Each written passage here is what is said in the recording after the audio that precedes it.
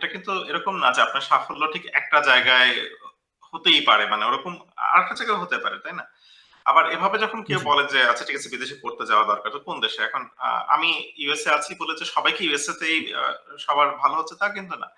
আমার অনেক friend, classmate, senior junior university, তারা কিন্তু অনেকে অস্ট্রেলিয়া গিয়েছেন, অনেকে কানাডা গিয়েছেন, অনেকে জাপানে গিয়েছেন, অনেকে জার্মানি গিয়েছেন, অনেকে নেদারল্যান্ডস গিয়েছেন, এবং সেখানে গিয়ে তারা ক্ষেত্রে কিন্তু খুব চমৎকার ভাবে ভালো আছেন। তো আমার কথা হচ্ছে যে এইটা যে আপনারা একটু চিন্তা করেন, কিন্তু ঘটনা হচ্ছে যে ঠিক এইখানে অন্যের মুখে ঝাল খাওয়ার মতো ঠিক অন্যের একটা কথা শুনেই সেটাতে জাম্প করবেন না যে ঠিক আছে অমুক এটা বলছে তো এটাই ভালো, মানে এটা কখনোই আপনার ব্ল্যাক এন্ড হোয়াইট না।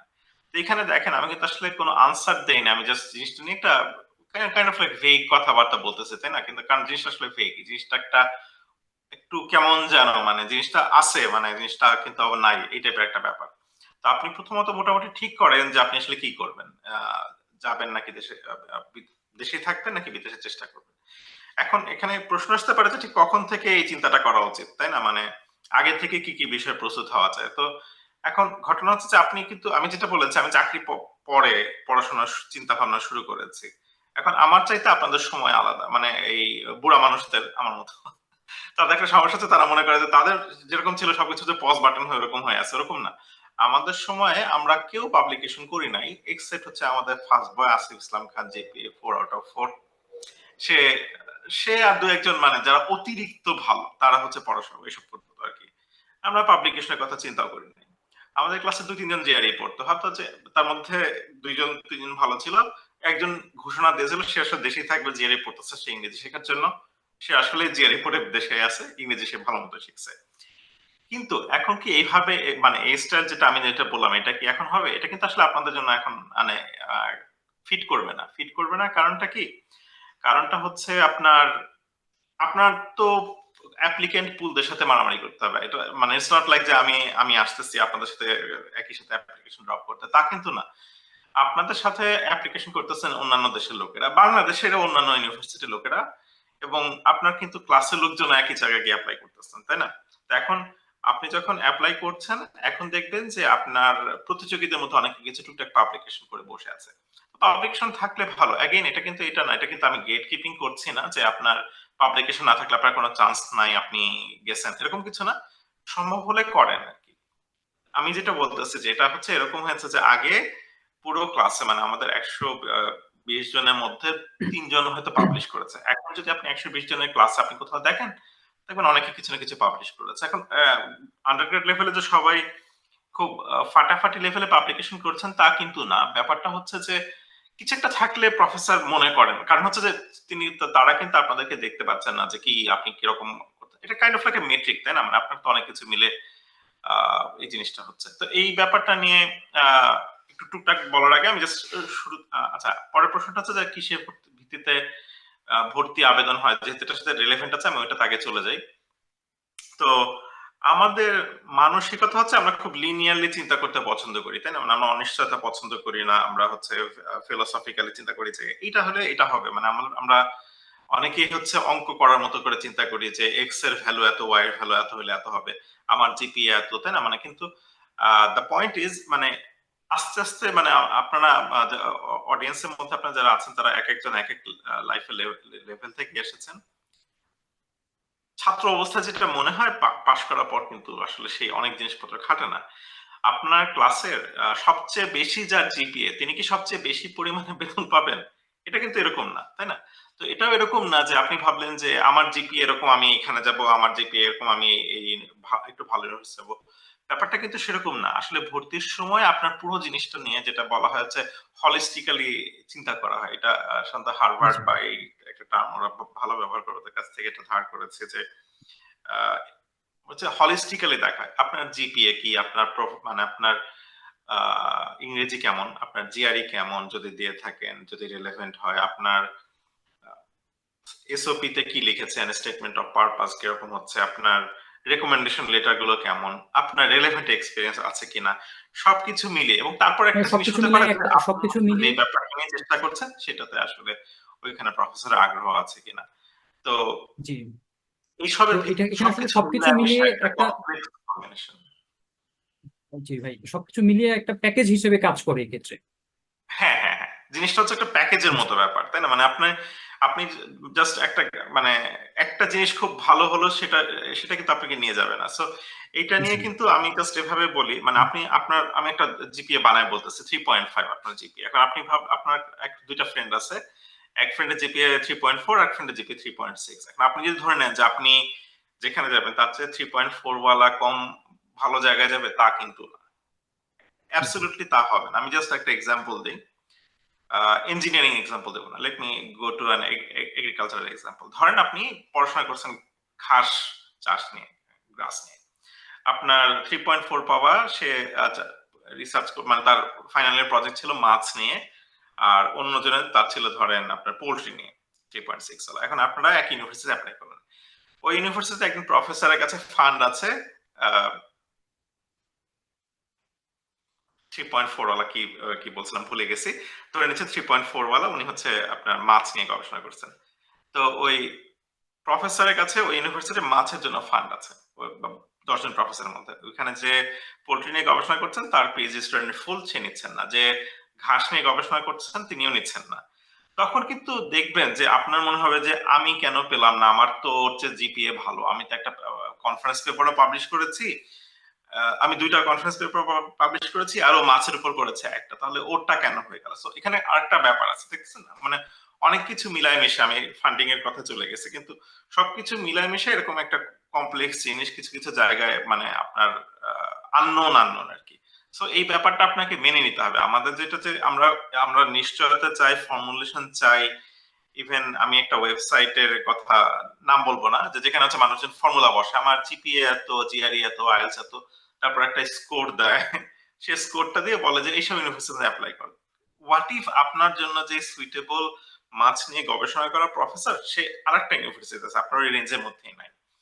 তো যাই হোক, ওইদিকে আচ্ছা ভাই, অনেক আমি কথা বলে আমাদের ফেলতেছি। পার্টিসিপেন্টদের জন্য একটা মেসেজ দিতে চাচ্ছিলাম যে আমরা হচ্ছে বাই ডিফল্ট সব পার্টিসিপেন্টদেরকেই মিউট করে রেখেছি। তো পার্টিসিপেন্টরা কাইন্ডলি যদি আপনাদের কোনো কোয়েশ্চেন থাকে ডিউরিং দিস ডিসকাশন, আপনারা কাইন্ডলি কমেন্ট বক্সে জানাবেন।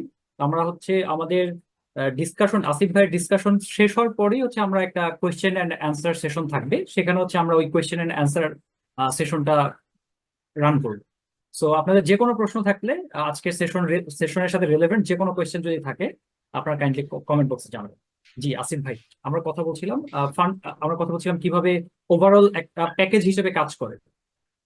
তো সবকিছু মিলিয়ে এইগুলো মিলেই কিন্তু আপনার আছে। তো এখন আপনি যদি মানে পয়েন্ট ব্ল্যাঙ্ক জিজ্ঞেস করেন পাবলিকেশন কি লাগবেই, সিজিপিএ কতটা গুরুত্বপূর্ণ, সবকিছু মিলে এটা একটা পার্ট আর কি। ইটস লাইক আপনার বাফের মতো অবস্থা, তাই না? আপনার বুফে বা বাফে যেটাই বলেন, আপনার ঠিক একটা তরকারি ভালো হলে যে আপনাকে নিয়ে নেবে তা না। হ্যাঁ, সো আপনাকে সবকিছু মিলায় চিন্তা করতে হবে। আর এই প্রসঙ্গে আমার কথা হচ্ছে যে আপনারা যদি ঘাটাঘাটি করেন অনেক ইনফরমেশন পাবেন। আচ্ছা, তাহলে এখন এইসব কথাবার্তা বললাম, এখন আমরা ব্যাক করি যে আবেদনের প্রসেসটা কি। আবেদনের প্রসেসটা কি, এটা হচ্ছে আমাদের সময় আমি জানতাম না। আমার এক ফ্রেন্ড বিদেশ থেকে পড়ে ২-১.৫ বছর পরে ফেরত আসার পরে ওর সাথে আমি এক সন্ধ্যা বসে শুনেছিলাম। কিন্তু এখন জাস্ট আমি ব্রিফলি কয়েকটা স্টেপ বলি। আপনারা যদি গ্র্যাজুয়েট লেভেলে অ্যাপ্লিকেশন করেন তাহলে আপনারা যান ইউনিভার্সিটির ওয়েবসাইটে। কোন ইউনিভার্সিটির ওয়েবসাইটে যাবেন? আপনি যদি যে সাবজেক্টই পড়েন, আপনি র‍্যাংকিং সার্চ করলে, আপনি ধরেন র‍্যাংকিং সার্চ করতে গেলে আপনি টাকা নিচ্ছে। আপনি যান চ্যাট জিপিটি কে জিজ্ঞেস করেন যে এই সাবজেক্টে আমার ইউনিভার্সিটির র‍্যাংকিং দাও তো, মানে কয়েকটা। তখন বলবে আমার কাছে তো এই বছরটা না, ২০২১ এরটা আছে। ২০২১ এরটা চলবে, আপনার যেটা ওই বছর ৪২ নাম্বার ছিল, এই বছর সেটা ৪৬ নাম্বার। আপনার খুব একটা বেশি কম বেশি হবে না। ১ নাম্বার ইউনিভার্সিটি ৫৮ নাম্বার ইউনিভার্সিটি হয়ে যায়। ওই লিস্ট নিয়ে আপনি আপনার মোটামুটি করে কয়েকটা ইউনিভার্সিটিতে ঢোকেন। ঢোকার পরে ওয়েবসাইটে দেখবেন যে আপনার অ্যাপ্লিকেন্টের আছে যে আপনি ইন্টারন্যাশনাল বা এটা। আপনি যদি গ্র্যাজুয়েট অ্যাপ্লিকেন্ট হন, আপনাকে আসলে গ্র্যাজুয়েট অ্যাপ্লিকেশনে ক্লিক করতে হবে। এই জিনিসটা আমি আসলে জানতাম না আমার এক ফ্রেন্ড বলার আগে। মানে আপনি মনে করবেন যে আমি ইন্টারন্যাশনাল স্টুডেন্ট। আপনি যদি ব্যাচেলর লেভেলে হন তাহলে আপনি ইন্টারন্যাশনাল স্টুডেন্ট। আপনি যদি গ্র্যাজুয়েট লেভেলে হন, you should click on the graduate admissions. তারপর ওটার মধ্যে ক্লিক করলে পরে আপনার কি কি রিকোয়ারমেন্ট লাগবে ১০ মিনিট সময় খরচ করে মোটামুটি পড়েন। এরকম আপনি যদি ৪টা ৫টা ইউনিভার্সিটির জিনিসপত্র পড়েন তাহলে আপনি মোটামুটি আইডিয়া পেয়ে যাবেন যে কি হচ্ছে না হচ্ছে আর কি। ঠিক আছে? তারপরে ওইখান থেকে আপনারা দেখবেন যে রিকোয়ারমেন্ট কি, ডেডলাইন কি, এগুলো ফলো করে আপনারা শুরু করতে পারবেন। সো এটা একটা গুড স্টার্ট। জাস্ট আপনাদেরকে বলে রাখলাম। আরেকটা প্রশ্ন আসলে জিআরই দেব কি দেব না। এখন ঘটনা হচ্ছে যে এটা আপনার সাবজেক্টের উপর ডিপেন্ড করে। যেমন এখন যেটা হয়েছে যে ইউএসএ তে বায়োলজি দিকে যারা পড়ছেন তাদের কাছ থেকে আসলে জিআরই এক্সপেক্ট করা হয় কম, কারণ তারা দেখছেন জিআরই সাথে সাকসেসের ভালো বায়োলজিস্ট হওয়ার ওরকম কোনো কোরিলেশন নাই। তো কোরিলেশন নাই, এরপরে যেটা ওনারা করেছেন যে এটা গ্রেক্সিট বলে আর কি, ব্রেক্সিটের মতো গ্রেক্সিট, যে ওনারা অনেক ক্ষেত্রে জিআরই নিচ্ছেন না। তো এবং অনেক টপ ইউনিভার্সিটি আবার জিআরই নেয় না। ধরেন আপনি যদি এরকম হন যে ইউসি বার্কলের ইলেকট্রিক্যাল ইঞ্জিনিয়ারিং এর কথা যদি চিন্তা করি, সম্ভবত তারা মানে জিআরই ব্যাপারটা, কারণ হচ্ছে তাদের ওখানে যারা অ্যাপ্লাই করছেন তাদের প্রোফাইল এমনিতেই অতিরিক্ত ভালো। তাদের দেখা যাচ্ছে যে তারা মানে পাশ করার পরে ভালো কিছু মৌলিক রিসার্চ করে তারপর তারা অ্যাপ্লিকেশন করছেন। তো ওইখানে তাদের আর আপনার ওই জিআরইর ব্যাপার দেখার ব্যাপারটা আসে না। কিন্তু ইঞ্জিনিয়ারিং এ যদি চেষ্টা করতে থাকেন বা মানে সায়েন্স স্টেম ফিল্ডে যদি চেষ্টা করতে থাকেন, বায়ো সাবজেক্ট বাদে বেশিরভাগ জায়গাতে হয়তো বা জিআরই লাগতে পারে। এখন আপনার যদি প্রোফাইল এক্সেপশনালি ভালো হয়, জিআরই মানে এরকম ঘটনা অথচ 11টা মানে পাশ করার পরে উনি রিসার্চ করেছেন বাংলাদেশে 11টা পাবলিকেশন নিয়ে টপ ইউনিভার্সিটি গিয়েছেন, জিআরই দেন। এই কারণ হচ্ছে যে ওই পর্যায়ে লাগে না। কিন্তু আপনার যদি অন্য কোনো কিছু না থাকে তাহলে জিআরই দেয়াটা মনে হয় ভালো, মানে আপনি যদি গ্র্যাড লেভেলে চেষ্টা করেন। আচ্ছা, এখন আরেকটা জিনিস আমি প্রায় জিনিস দেখি 25 বাজে, আমি তাড়াতাড়ি শেষ করার চেষ্টা করি। যে অনেকে এভাবে চিন্তা করে যে আসলে আমার পক্ষে টাকা দিয়ে পড়া সম্ভব না, ফান্ড দরকার। ফান্ডিং কি রকমের হয়? এখন ফান্ডিং আসলে মোটামুটি যেটা হচ্ছে যে আমি জাস্ট খুব বেসিক ব্যাপার কথা বলছি, মোটামুটি মূলত ফান্ডিং বলতে যেটা বুঝি আমরা, ওটা দু রকমের হয় গ্রাজুয়েট লেভেলে। আমি গ্রাজুয়েট লেভেলের কথা বেশি বলছি একটু। একটা হচ্ছে টিএ এবং RA, teaching assistant, research assistant. Research assistant যেটা করেন, অ্যাজ দ্য নেম ইমপ্লাইজ, আপনাকে প্রফেসর আন্ডারে কাজ করতে হবে, উনি কাজ দিবেন, আপনি রিসার্চ করবেন, রেজাল্ট বের করবেন। তিনি আপনার বস, তার কথা আপনার সব শুনতে হবে। টিচিং অ্যাসিস্ট্যান্ট জিনিসটা হচ্ছে অনেক সময় ডিপার্টমেন্ট থেকে ওই ইউনিভার্সিটির আন্ডার গ্রাজুয়েট ল্যাব পড়ানোর জন্য, খাতা দেখার জন্য, অন্যান্য টুকটাক কাজ করার জন্য স্টুডেন্ট নেওয়া হচ্ছে গ্রাজুয়েট লেভেলের, তারা হচ্ছে আন্ডার গ্রাজুয়েটকে হেল্প করে। তো এটা হচ্ছে টিচিং অ্যাসিস্ট্যান্ট, তারা ল্যাব চালান। আমি আমি নিজেও টিএ ছিলাম পুরো 6 বছর। তারপরে হচ্ছে এই টিএ এবং আরএ, এটা মূলত আপনার হচ্ছে ইসের সাথে আপনার টিউশন ফিটাকে কাভার করে। এটা অনেক ভ্যারি করে। এগেন আমি জাস্ট ইউএস এর কনটেক্সটে বলতেছি, অন্যান্য দেশের ব্যাপারে আমার জ্ঞান সীমিত। তো সাধারণত যেটা হচ্ছে যে এইটা থাকলে মোটামুটি আপনার টিউশন ফি কমে যায়, আপনি মোটামুটি একটা টাকা পয়সা পাবেন।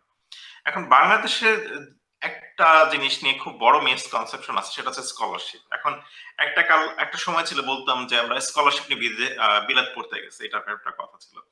এখন আসলে স্কলারশিপ জিনিসটা হয়ে দাঁড়িয়েছে একটা ডিসকাউন্ট। আপনি মানে যেটা হচ্ছে যে আমাদের দেশে অনেকেই এইভাবে বলে যে মিস্টার এক্স আমার প্রতিবেশীর ভাতিজা, সে আমেরিকায় স্কলারশিপ নিয়ে পড়তে গেছে, কিন্তু আসলে অনেক ক্ষেত্রে দেখা যায় যে টিউশন ফি চাওয়া হচ্ছে $30,000, $5,000 স্কলারশিপ মানে ডিসকাউন্ট দিয়ে বলা হচ্ছে যে তুমি পড়তে আসো। তো ওইটাই অনেক সময় মানুষরা বলেন। তো আপনারা অনেক সময় এভাবে করে অনেকে হতাশ হন যে অমুক স্কলারশিপ পেয়ে গেছে, আমি তো পাইলাম না, এটা কেমন হলো? না, অনেক ক্ষেত্রে আসলে স্কলারশিপ জিনিসটা আসলে ডিসকাউন্ট হিসেবে আসে। আরো অনেক রকমের ফান্ডিং আছে, ওইসব অত ডিটেলের মধ্যে যাচ্ছি না, কিন্তু এইরকম কয়েকটা ব্যাপার আছে, এগুলো খেয়াল রাখেন। তো কাজেই কারো কাছে যদি শুনেন যে অমুক জায়গায় অ্যাপ্লাই করলে স্কলারশিপ পাওয়া যাচ্ছে, তো তার আগেই চিন্তা ভাবনা করে দেখেন। আচ্ছা, এখন শুরু করতে কত টাকা লাগে? শুরু করতে কিছুটা আপনার মূলধন লাগবে। এটা একটা মানে অনস্বীকার্য ব্যাপার। তো আপনারা যদি গ্র্যাজুয়েট লেভেলে থাকেন, তাহলে আপনারা যদি মানে টিউশনি করেন বা যেভাবে করেন বা আপনাদের ফ্যামিলি থেকে থাকে, আপনার কিছু টাকা লাগবে। আমি চাকরি করতাম, সেটা দিয়ে আমি অ্যাপ্লিকেশন গুলো করেছি। আপনার রিলেভেন্ট অ্যাপ্লিকেশন ফি আছে, আপনার জিআরই, টোফেল, আইএলটিএস এসব দেওয়ার আহ, খরচ আছে। তো এগুলোর জন্য আপনার কিছু টাকা, মানে যদি আপনি নিজেরটা নিজে বহন করেন, জমা থাকা ভালো, ফ্যামিলি থেকে দিলে তো কথাই নেই। তারপর আপনার ভিসা ফি, অ্যাপ্লিকেশন ফি, তারপরে অনেক কিছু মিলে কিছু লজিস্টিক্যাল খরচ আছে। এর সাথে যুক্ত হবে আপনার কুরিয়ার করার খরচ। তো কুরিয়ার কি জিনিস করবেন, যেটা হচ্ছে যে আপনাকে ইউনিভার্সিটি থেকে খাম সিল বন্ধ করে পাঠাতে, এটা নিয়ে অনেক কনফিউশন আছে, দ্রুত বলে রাখি। আপনাকে একটা অফিসিয়ালি কাগজ পাঠাতে হয় আর কি, আপনি যে ইউনিভার্সিটি অ্যাপ্লাই করতেছেন, তা যেটা হচ্ছে যে আপনার ইউনিভার্সিটি বা আপনি যদি জাতীয় বিশ্ববিদ্যালয় হয়ে থাকেন, তারও প্রসেস হচ্ছে আপনার ইস্যুইং অথরিটি আপনাকে একটা খামের মধ্যে ভরে সিল করে আটকায় দিবে। আপনার সার্টিফিকেটের কপি, আপনার অরিজিনাল সার্টিফিকেট না। হ্যাঁ, মানে আপনার সার্টিফিকেটের ফটোকপি তারা সার্টিফিকেট, হ্যাঁ এই ফটোকপিতে যা যা আছে সবকিছু ঠিক আছে, এটা লিখে তারা বন্ধ করে দিবেন আপনাকে। তারপর সেটা আপনি ইউনিভার্সিটি পাঠাবেন। তো এখানে আরেকটা রিলেভেন্ট জিনিস আছে যে একটা সময় ছিল যে এটাই ছিল স্ট্যান্ডার্ড প্রসেস। এখন পৃথিবীতে এত ইউনিভার্সিটি এত কিছু আছে যে এখন অনেক ইউনিভার্সিটি এরকম পাঠানো জিনিসপত্র নিয়ে দে আর লাইক নট কমফোর্টেবল। এক একজনের জিপিএস স্কেল এক এক রকম, বাংলাদেশে একরকম, আরেক এক দেশে আবার 100-র মধ্যে দেওয়া হয়, হ্যাঁ, আবার এক দেশে 10-এর মধ্যে মার্ক করে। তো এই জন্য WES বা এরকম অনেকগুলো ইভ্যালুয়েশন কোম্পানি আছে। তো অনেক ইউনিভার্সিটি অ্যাপ্লিকেশন করার সময় আপনি দেখবেন যে WES এই শব্দটা লেখা, এই ওয়ার্ল্ড এডুকেশন সার্ভিস, সরি ভুলে গেছি এটার ফুল মিনিং। তো তাদের কাছে কাগজপত্র পাঠাতে বলে, তো তারা জানে যে ইউনিভার্সিটির গ্রেডিং স্কেল কেমন, তারা সেটাকে কনভার্ট করে একটা স্ট্যান্ডার্ড করে আপনাকে একটা দিবে যে আচ্ছা এর রেজাল্ট হচ্ছে এটার ইকুইভ্যালেন্ট, হ্যাঁ, মানে তারপরে আপনি ওখান থেকে আপনি যখন কোনো ইউনিভার্সিটি অ্যাপ্লাই করবেন ওদেরকে বলবেন যে আচ্ছা ওদেরকে একটা কপি পাঠাও, তো এরকম করে একটা সিস্টেম আছে আর কি, আপনি যেমন করে টোফল জিআরই আইএলটিএস এর স্কোর পাঠাতেন। আর আচ্ছা, আর হচ্ছে আহ 30 বেজে গেছে, আমি জাস্ট 1 মিনিট টাইম নিব এখানে। তো চাকরি শুরু করার পরে এসব কি চিন্তা শুরু করা যায়? হ্যাঁ, চাকরি শুরু করার পরে এসব চিন্তা শুরু করা যায়, আমি যেমনটা করেছি। তবে অনস্বীকার্য হচ্ছে যে আপনার সময়ের সাথে সাথে আপনার কিন্তু মানে আপনার ভীষণ এনার্জি এগুলো পরিবর্তন আসবে, আপনার রেসপন্সিবিলিটি পরিবর্তন আসবে। তো এখানে উচ্চশিক্ষার আসলে কোনো বয়স নাই, আপনি যদি যোগ্য হন আপনি 50 বছর বয়সে আপনি পিএইচডি শুরু করতে পারেন, কোনো সমস্যা নাই, আপনি যে কোনো সময় পড়াশোনা শুরু করতে পারবেন। কিন্তু আমার কথা হচ্ছে যে মানে প্র্যাকটিক্যালি স্পিকিং আমার এনার্জি এখন যেটা আছে, এখন আমার তো 25 বছর বয়সে আমি একটু মানে এনার্জেটিক ছিলাম। চাকরি শুরু করার পর এসব কথা চিন্তা করতে পারবেন, তবে আমার কথা হচ্ছে যত আপনার যদি বাইরে যাওয়ার ইচ্ছা থাকে, আমি বলতেছি না যে যারা সবাই চাকরি করছে তারা এটা করেন, আপনাদের যাদের আগ্রহ আছে তারা যেটা এখন মানে আর্লি চিন্তা শুরু করা ভালো। হ্যাঁ, তো চাকরি শুরু করার পর এসব কথা চিন্তা করা যায়। আপনি যদি একটা নিজেকে সিস্টেমের মধ্যে নিয়ে আসেন, এটা পসিবল হইতে পারে আর কি, আমার মতো লোক যদি পারে আপনারাও পারবেন। আর আরেকটা হচ্ছে যে ভিসা হবে কিনা, এখন তারপর আবার বাজারে একটা কথা আছে ভিসা রেশিও, এই জিনিসটা কি এরকম। তো আপনার সবকিছু করার পরে আপনার জিনিসটা দাঁড়াচ্ছে যে আপনার ভিসা হওয়ার পরে, তাই না, আপনি যদি ভিসা না পান তাহলে তো আপনার মানে everything goes down to nothing. তো ওইখানে ব্যাপারটা হচ্ছে যে আসলে আপনি এই ব্যাপারটা কন্ট্রোল করেন না। এই ব্যাপারে আমার কয়েকটা ছোট ছোট পরামর্শ আছে, আমি দ্রুত বলে শেষ করি।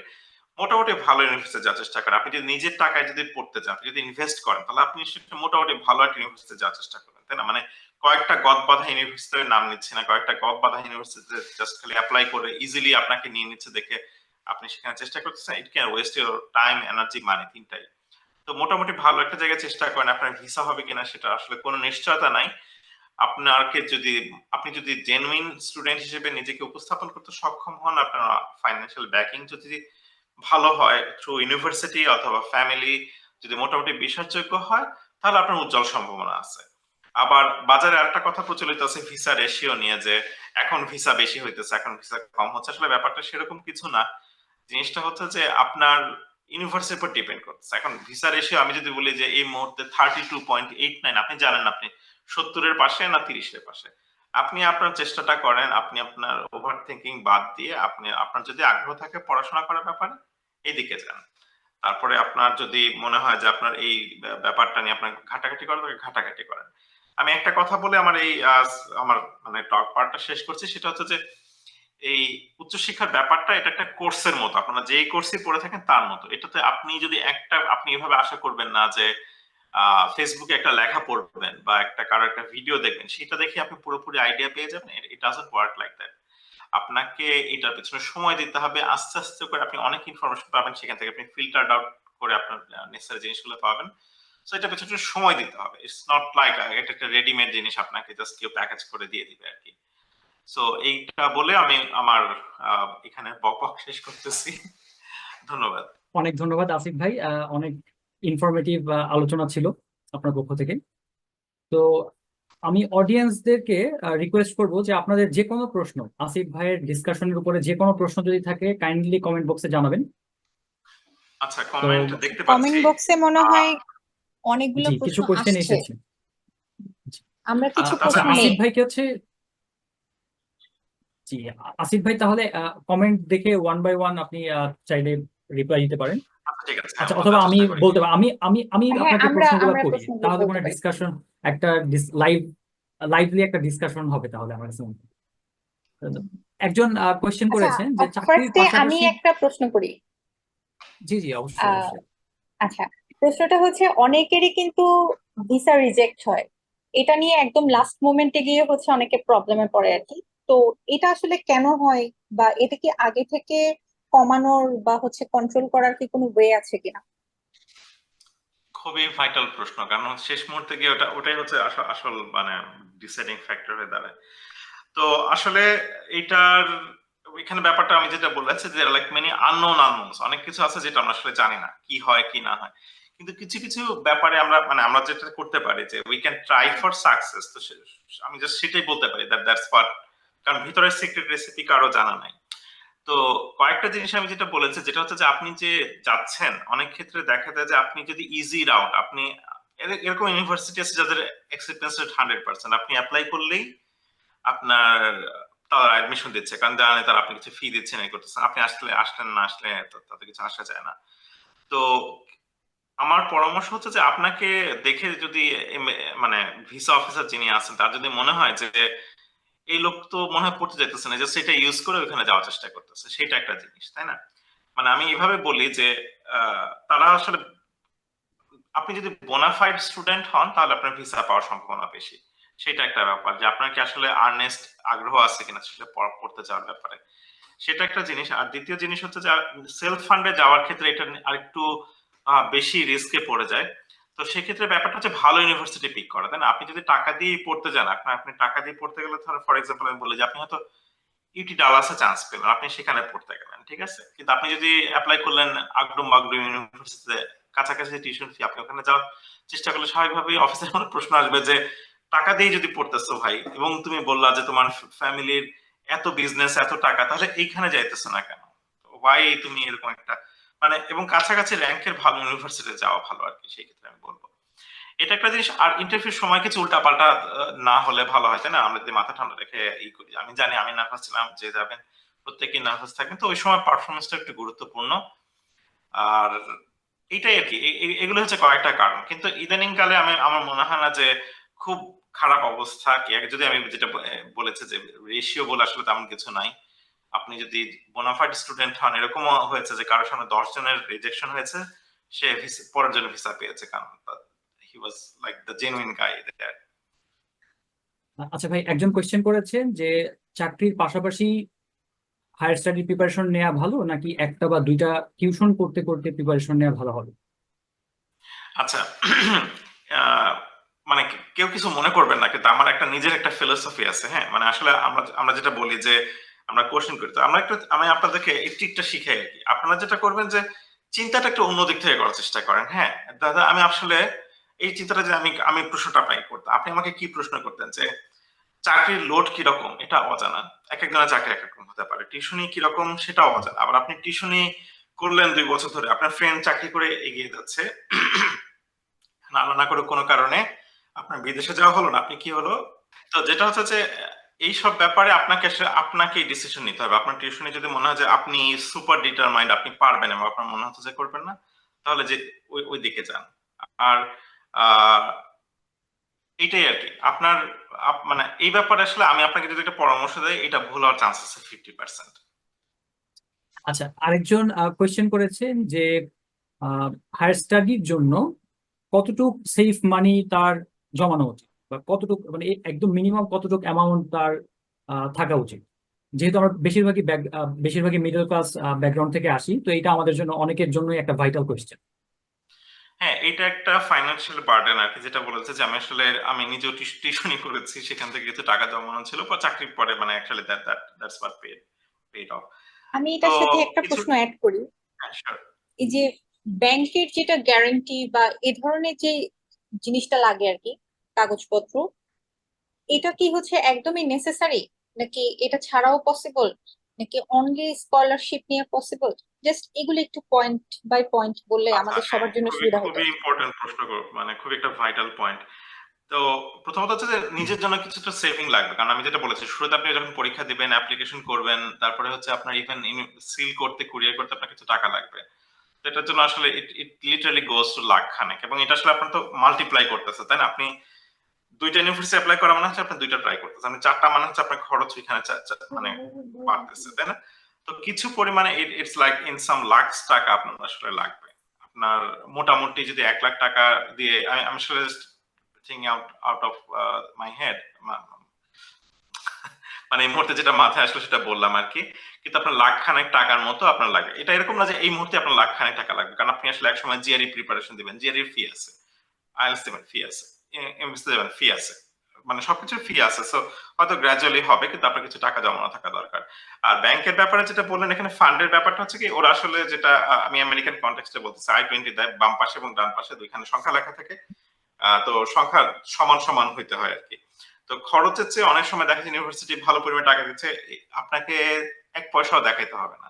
কিন্তু আপনার এরকম হইতে পারে যে ধরেন আপনার বিশেষ করে যদি ফ্যামিলি সহ আসার চেষ্টা করেন, এখন আপনার খরচ 35 টাকা, ইউনিভার্সিটি আপনার কাছে 40 টাকা, আপনার ফ্যামিলি সহ আপনার খরচ হয়ে যাবে 45 টাকা, তখন আপনার 5 টাকার প্রুফ দেখাতে হবে। তো ওইটা অনেক ক্ষেত্রে হয়। আর বাংলাদেশে এখন আরেকটা জিনিস আছে, আমি মানে যেটা জানি, সেটা হচ্ছে যে ওই ব্যাংকে টাকা, মানে দেয়ার আর সাম প্রসেসেস, ব্যাংকে টাকা রেখে দেখানোর একটা সিস্টেম আছে, অনেকে সেটা দেখান। কিন্তু ওইটার পাশাপাশি আসলে ইম্পর্টেন্ট ব্যাপার হচ্ছে যে আপনার স্পন্সরের স্ট্রেংথ কিরকম। আপনি যদি এই মুহূর্তে ধরেন আপনার ব্যাংকে 2 কোটি টাকা রেখে আপনি প্রমাণ নিয়ে আসলেন যে হ্যাঁ, আপনার ব্যাংকে 2 কোটি টাকা আছে, কিন্তু আপনার স্টোরি বিশ্বাসযোগ্য হচ্ছে না, যে আপনার আসলে how are you going to manage, তখন আসলে এখানে এখানে ব্যাপারটা প্রশ্নবিদ্ধ হয়ে দাঁড়ায়। কিন্তু আমি যেটা বলতেছি, ফান্ডের সিচুয়েশন, আপনি যদি ফান্ড থাকে, আপনার হয়তো কোনো টাকাই দেখাইতে হতে পারে, হবে না, আপনার হয়তো অল্প কিছু কম হইতে পারে, তখন তার জন্য কিছু ব্যাংকে টাকা, স্পন্সরের টাকা দেখালে হয়, যেটা আসলে কাজে লাগে না আর কি। জি ভাই, এখানে আচ্ছা। আরেকটা সম্পূরক প্রশ্ন আমি করছি, সেটা হচ্ছে যে আহ, যদি কেউ হায়ার স্টাডিতে যেতে চায় তাহলে তার আহ, কিছু এক্সাম দিতে হবে, জিআরই, আইএলটিএস অথবা টোফেল। তারপর তার বিমানের ভাড়ার যে খরচ, তারপর প্রথম মাস হ্যাঁ, ওখানে বিমানের যে ভাড়া একটা যে খরচ আছে। চলবে এইটার যে খরচ, আহ, এবং ইনিশিয়ালি একটা অ্যামাউন্ট তাকে ডিপোজিটও করতে হয় ইউনিভার্সিটি। আমরা কি এটা বলতে পারি যে মোটামুটি ওভারঅল সবকিছু মিলায় তার একটা সেফ মানি হিসেবে 4 থেকে 5 লাখ টাকা মোটামুটি একটা সেফ মানি হবে? হ্যাঁ, হ্যাঁ। আমি যেটা বললাম যে আপনার হয়তো, আপনি যে আজকে শুরু করতেছেন, আপনার তো 1 লাখ খানেক টাকা নিয়ে আপনি শুরু করতে পারেন, পরীক্ষা দেওয়া শুরু করলেন, কিন্তু ওভার দ্য স্প্যান আপনার এরকম 4-5 লাখ টাকার কাছাকাছি যাবে। মানে এই মুহূর্তে যেমন আপনি যে সময় টিকিট কেটে আসবেন, আপনার বিমান ভাড়া এই মুহূর্তে 1.5 লাখ টাকার উপরে, আপনার তখন ওই টাকাটা আপনার তখন ওই সময় লাগবে। আপনি ইউনিভার্সিটি ধরেন গেলেন, ইউনিভার্সিটি আপনার থেকে বেতন নিচ্ছে না অনেক ক্ষেত্রে শুরুতে, কিন্তু আপনার তো বাড়ি ভাড়া দিয়ে উঠতে হবে, আপনি যেখানে ভাড়া নিচ্ছেন, আপনার প্রথম দিন গ্রসারি কিনতে হবে, এবং সেগুলো মানে ওইখানকার স্থানীয় মুদ্রা, ডলার, পাউন্ড, ইয়েন, যেটাই বলেন, সেটাতে কিনতে হবে। হ্যাঁ, মানে এট দ্য এন্ড ওরকম 4-5 লাখ টাকার মতো মানে টোটাল খরচ আপনার লাগবে। জি। একজন কোয়েশ্চেন করেছেন যে জিআরইর জন্য কখন প্রিপারেশন নেওয়া উচিত, মানে এটা আসলে অনেক পপুলার একটা কোয়েশ্চেন। মানে ওভারঅল আমরা তো এটা আসলে এটা হচ্ছে যে অ্যাডমিশনটা। আপনার যখন মনে হয় যে আপনি এখন শুরু করতে পারবেন, আমরা ওই শুরুতে সবাই এবেট, এবেজ এরকম কয়েকটা ওয়ার্ড মুখস্থ করা শুরু করি, কিন্তু আপনি যখন দেখতেছেন যে আপনার একটা মানে আপনার মোটিভেশন আছে, তখনই মনে হচ্ছে শুরু করে ফেলা উচিত আর কি। দেরি করে আসলে তো মানে খুব যেমন একটা আমাদের, উপকার নাই। ভাই, হ্যাঁ আমি একটু ইন্টারাপ্ট করি যে আমাদের এখানে অডিয়েন্স হচ্ছে ফার্স্ট ইয়ার থেকে শুরু করে ফোর্থ ইয়ার পর্যন্ত স্টুডেন্টও আছে, আবার গ্রাজুয়েটেড স্টুডেন্টও আছে।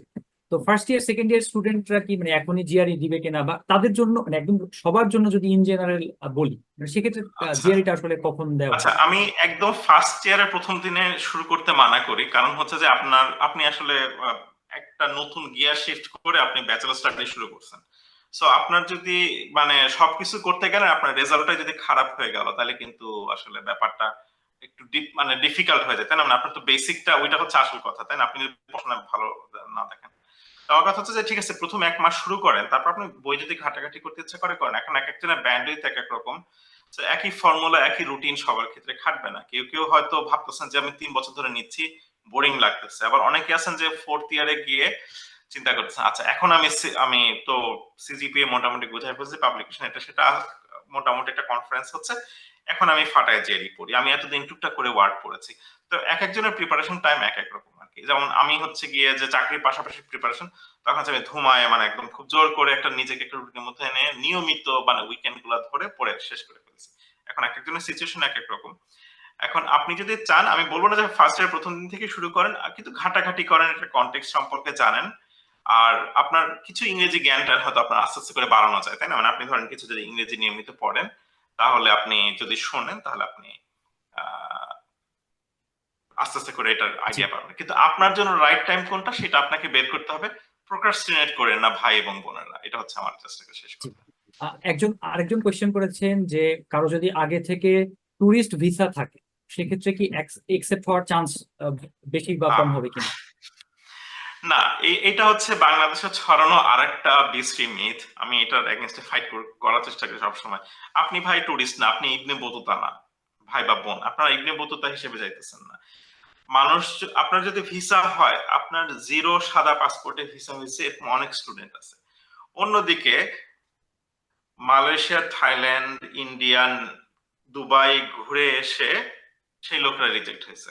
তো এখান থেকে বুঝতে পারতেছেন আসলে ওইটা এটার সাথে কোরিলেটেড না। আপনাকে দেখা হইতেছে আপনি পড়তে যাচ্ছেন কি, আপনি এরকম কতগুলো সিল টিল নিয়ে এসে শো অফ করার চেষ্টা করলে it doesn't like work like that.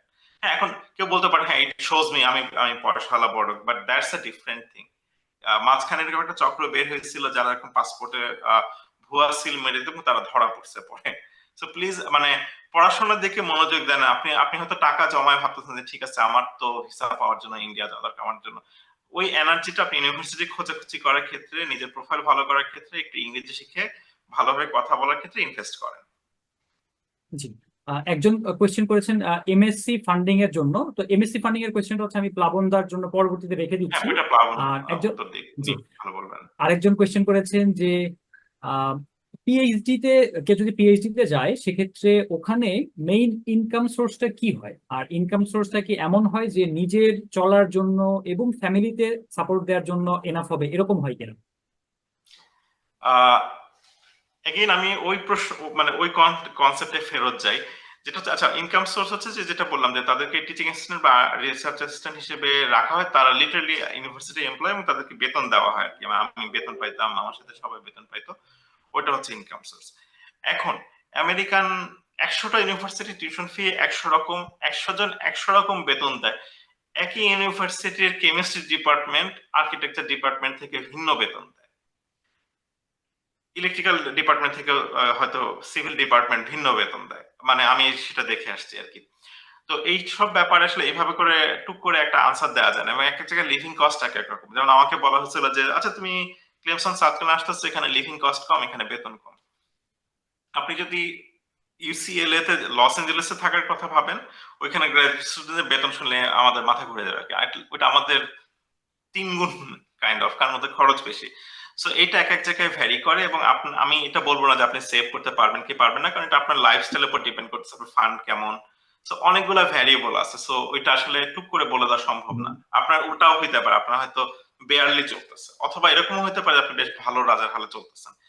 সাধারণত পিএইচডি স্টুডেন্টদের যে পেমেন্টটা হয় ওইটা সাধারণত চেষ্টা করা হয় যে তারা মোটামুটি লাইফ লিড করতে পারে। আপনি গিয়ে মানে বিশাল বড়লোক, মানে ফেসবুকে যেগুলো দেখতেছেন সবাই এরকম বিশাল বড়লোক হয়ে আসলে যাই না আমরা। আপনাকে মোটামুটি হিসেব করে লাইফ চলতে হবে আর কি। পাশ করার পরে তখন আপনি চাকরি পেলে পরে সেটা ভিন্ন কথা, কিন্তু মোটামুটি খরচ চলে যায় আর কি, মানে ইউজুয়ালি ওইটা হচ্ছে এক্সপেক্ট করা হয়। আরেকটা কোয়েশ্চেন একদম সংক্ষেপে আমরা শুনবো ভাইয়ের কাছ থেকে, যে বর্তমানে ইলেকট্রিক্যাল ইঞ্জিনিয়ারদের ইউএসএ তে পিএইচডি অথবা মাস্টার্স এর পরে জব মার্কেটের অবস্থা কেমন? এই মুহূর্তে জব মার্কেট আমি যেটা বলবো যে মোটামুটি ভালো, কিন্তু আসলে ভাইয়া জব মার্কেট ওইভাবে করে আপনি ট্র্যাক করে কিছু করতে পারবেন না, কারণ হচ্ছে এটা সতত পরিবর্তনশীল। এক সময় দেখা যায় প্রচন্ড হায়ার হচ্ছে, এক সময় দেখা যায় প্রচন্ড ফায়ার হচ্ছে। আপনি এখন চিন্তা করে এসে যখন জব মার্কেটে ঢুকবেন, মানে আজ থেকে আমি যে বললাম যে 3 বছর পরে, কেউ জানে না। সো এই ব্যাপারে আসলে কমেন্ট করার কিছু নাই, কিন্তু আপনি যদি চেষ্টা করেন, হায়ার স্টাডির চেষ্টা করেন, মানে জব মার্কেট প্রেডিক্ট করতে পারবেন না, আমিও পারবো না। মন্দা কখন আসবে কি আসবে এটা আসলে অজানা। জি, ইন দ্যাট কেস আরেকজন আমার একটা কোয়েশ্চেন প্রশ্ন করেছেন। আসছে, যে মানে সম্পূরক প্রশ্ন আর কি। সেটা হচ্ছে যে কেউ একজন পিএইচডি করলো, সে সাপোজ ইলেকট্রিক্যালের, সে কি হচ্ছে ইউএসএ তেই জব মার্কেটটা সার্চ করবে, নাকি সবখানেই আসলে সে সার্চ করতে পারবে, বা তার এভিনিউটা কি সবখানেই ওপেন কিনা? আচ্ছা, খুবই চমৎকার প্রশ্ন এটাও। যেটা হচ্ছে যে আপনি যেখানে পড়তে আসছেন সাধারণত আমাদের অভ্যাস থাকে যে আমি আসলে ওইখানেই থাকতে চাই, এটা সাধারণত আমাদের মানে নেচার। আমাদের আবার আরেকটা জায়গায় গিয়ে হয়তো সেট আপ করা থাকে না। আর আরেকটা ব্যাপার হচ্ছে অপরচুনিটিজ এর ব্যাপার। যেমন ধরেন আপনি যদি ইউএসএ তে পড়াশোনা শেষ করে আপনি এখন চিন্তা করলেন যে আমি জার্মানিতে চাকরি করতে চাই। এখন ঘটনা হচ্ছে যে জার্মান একটা কোম্পানি সে চিন্তা করবে আচ্ছা যেখানে তো জার্মান থেকে পাশ করা অনেক ছাত্র আছে, আমি তাদেরকে নিব না কেন। সো আপনার ভিসা বা এটাতে অনেক কিছু আপনার ব্যারিয়ার থাকে, মানে অনেক ক্ষেত্রে আপনার জব স্পন্সরশিপের ব্যাপারে ঝামেলা থাকে। তো সাধারণত আমি যেটা দেখেছি যে আপনি যেখানে থাকেন সাধারণত হোম গ্রাউন্ডে মানে ওই ওই এলাকায় একটা সুবিধা পাওয়া যায়। ইভেন স্টেট অনুযায়ী কিছু কিছু ক্ষেত্রে একটু বায়াস থাকে। আচ্ছা ঠিক আছে, এই হচ্ছে আমাদের কাছাকাছি, কারণ আমেরিকা একটা বিশাল দেশ। তো দেখা যায় যে একই স্টেটের লোকেরা সাধারণত ওই স্টেটের কোম্পানিরা, বিকজ তারা নামটা জানে, ওখানে চাকরি পায়। সো আইনত অপরচুনিটি আছে, আপনি আমেরিকা পিএইচডি শেষ করে অস্ট্রেলিয়াতে চাকরি খুঁজতে পারেন, কিন্তু আপনার ভিসা সংক্রান্ত অনেক জটিলতা এসে তখন হাজির হবে। তো এই জন্য আপনার স্থানীয় জায়গাতে, যেখানে আপনি যে দেশটা আপনি পড়াশোনা করেছেন, ওইখানটা একটু ইজি হয়। জি। ভাই আরেকজন কোয়েশ্চেন, ধন্যবাদ ভাই, আরেকজন কোয়েশ্চেন করেছেন যে এখন তো এই অগাস্টে ফল 24 এর ক্লাস শুরু হচ্ছে। তো এখন তো যারা ফল 24 যাবে তারা অলরেডি চলে গেছে, বেশিরভাগই চলে গেছে, বা বাকি যারা আছে তারা যাবে। আহ, এখন কেউ যদি ফল 25 এর প্রিপারেশন নিতে চায় বা ফল 25 ধরতে চায়, তো এই সময় থেকে একদম কমপ্লিটলি তার প্রিপারেশন হচ্ছে কমপ্লিটলি জিরো, তাহলে তার জন্য আসলে একদম আচ্ছা, সংক্ষেপে গাইডলাইনটা কেমন? হ্যাঁ, এটা এটা একটা ভাইটাল ধরে একটা নিচ্ছি যে প্রশ্ন। অ্যাপ্লিকেশন হ্যাঁ, হ্যাঁ, ডেডলাইন এখন হচ্ছে কিছু ডিসেম্বর করা বা হয়নি। জানুয়ারি। আচ্ছা, কিন্তু প্রথমত হচ্ছে যে টাকা জমানো থাকতে হবে, টাকা টাকা আছে আশা করতেছি এই ওইটার জন্য বরাদ্দ করা।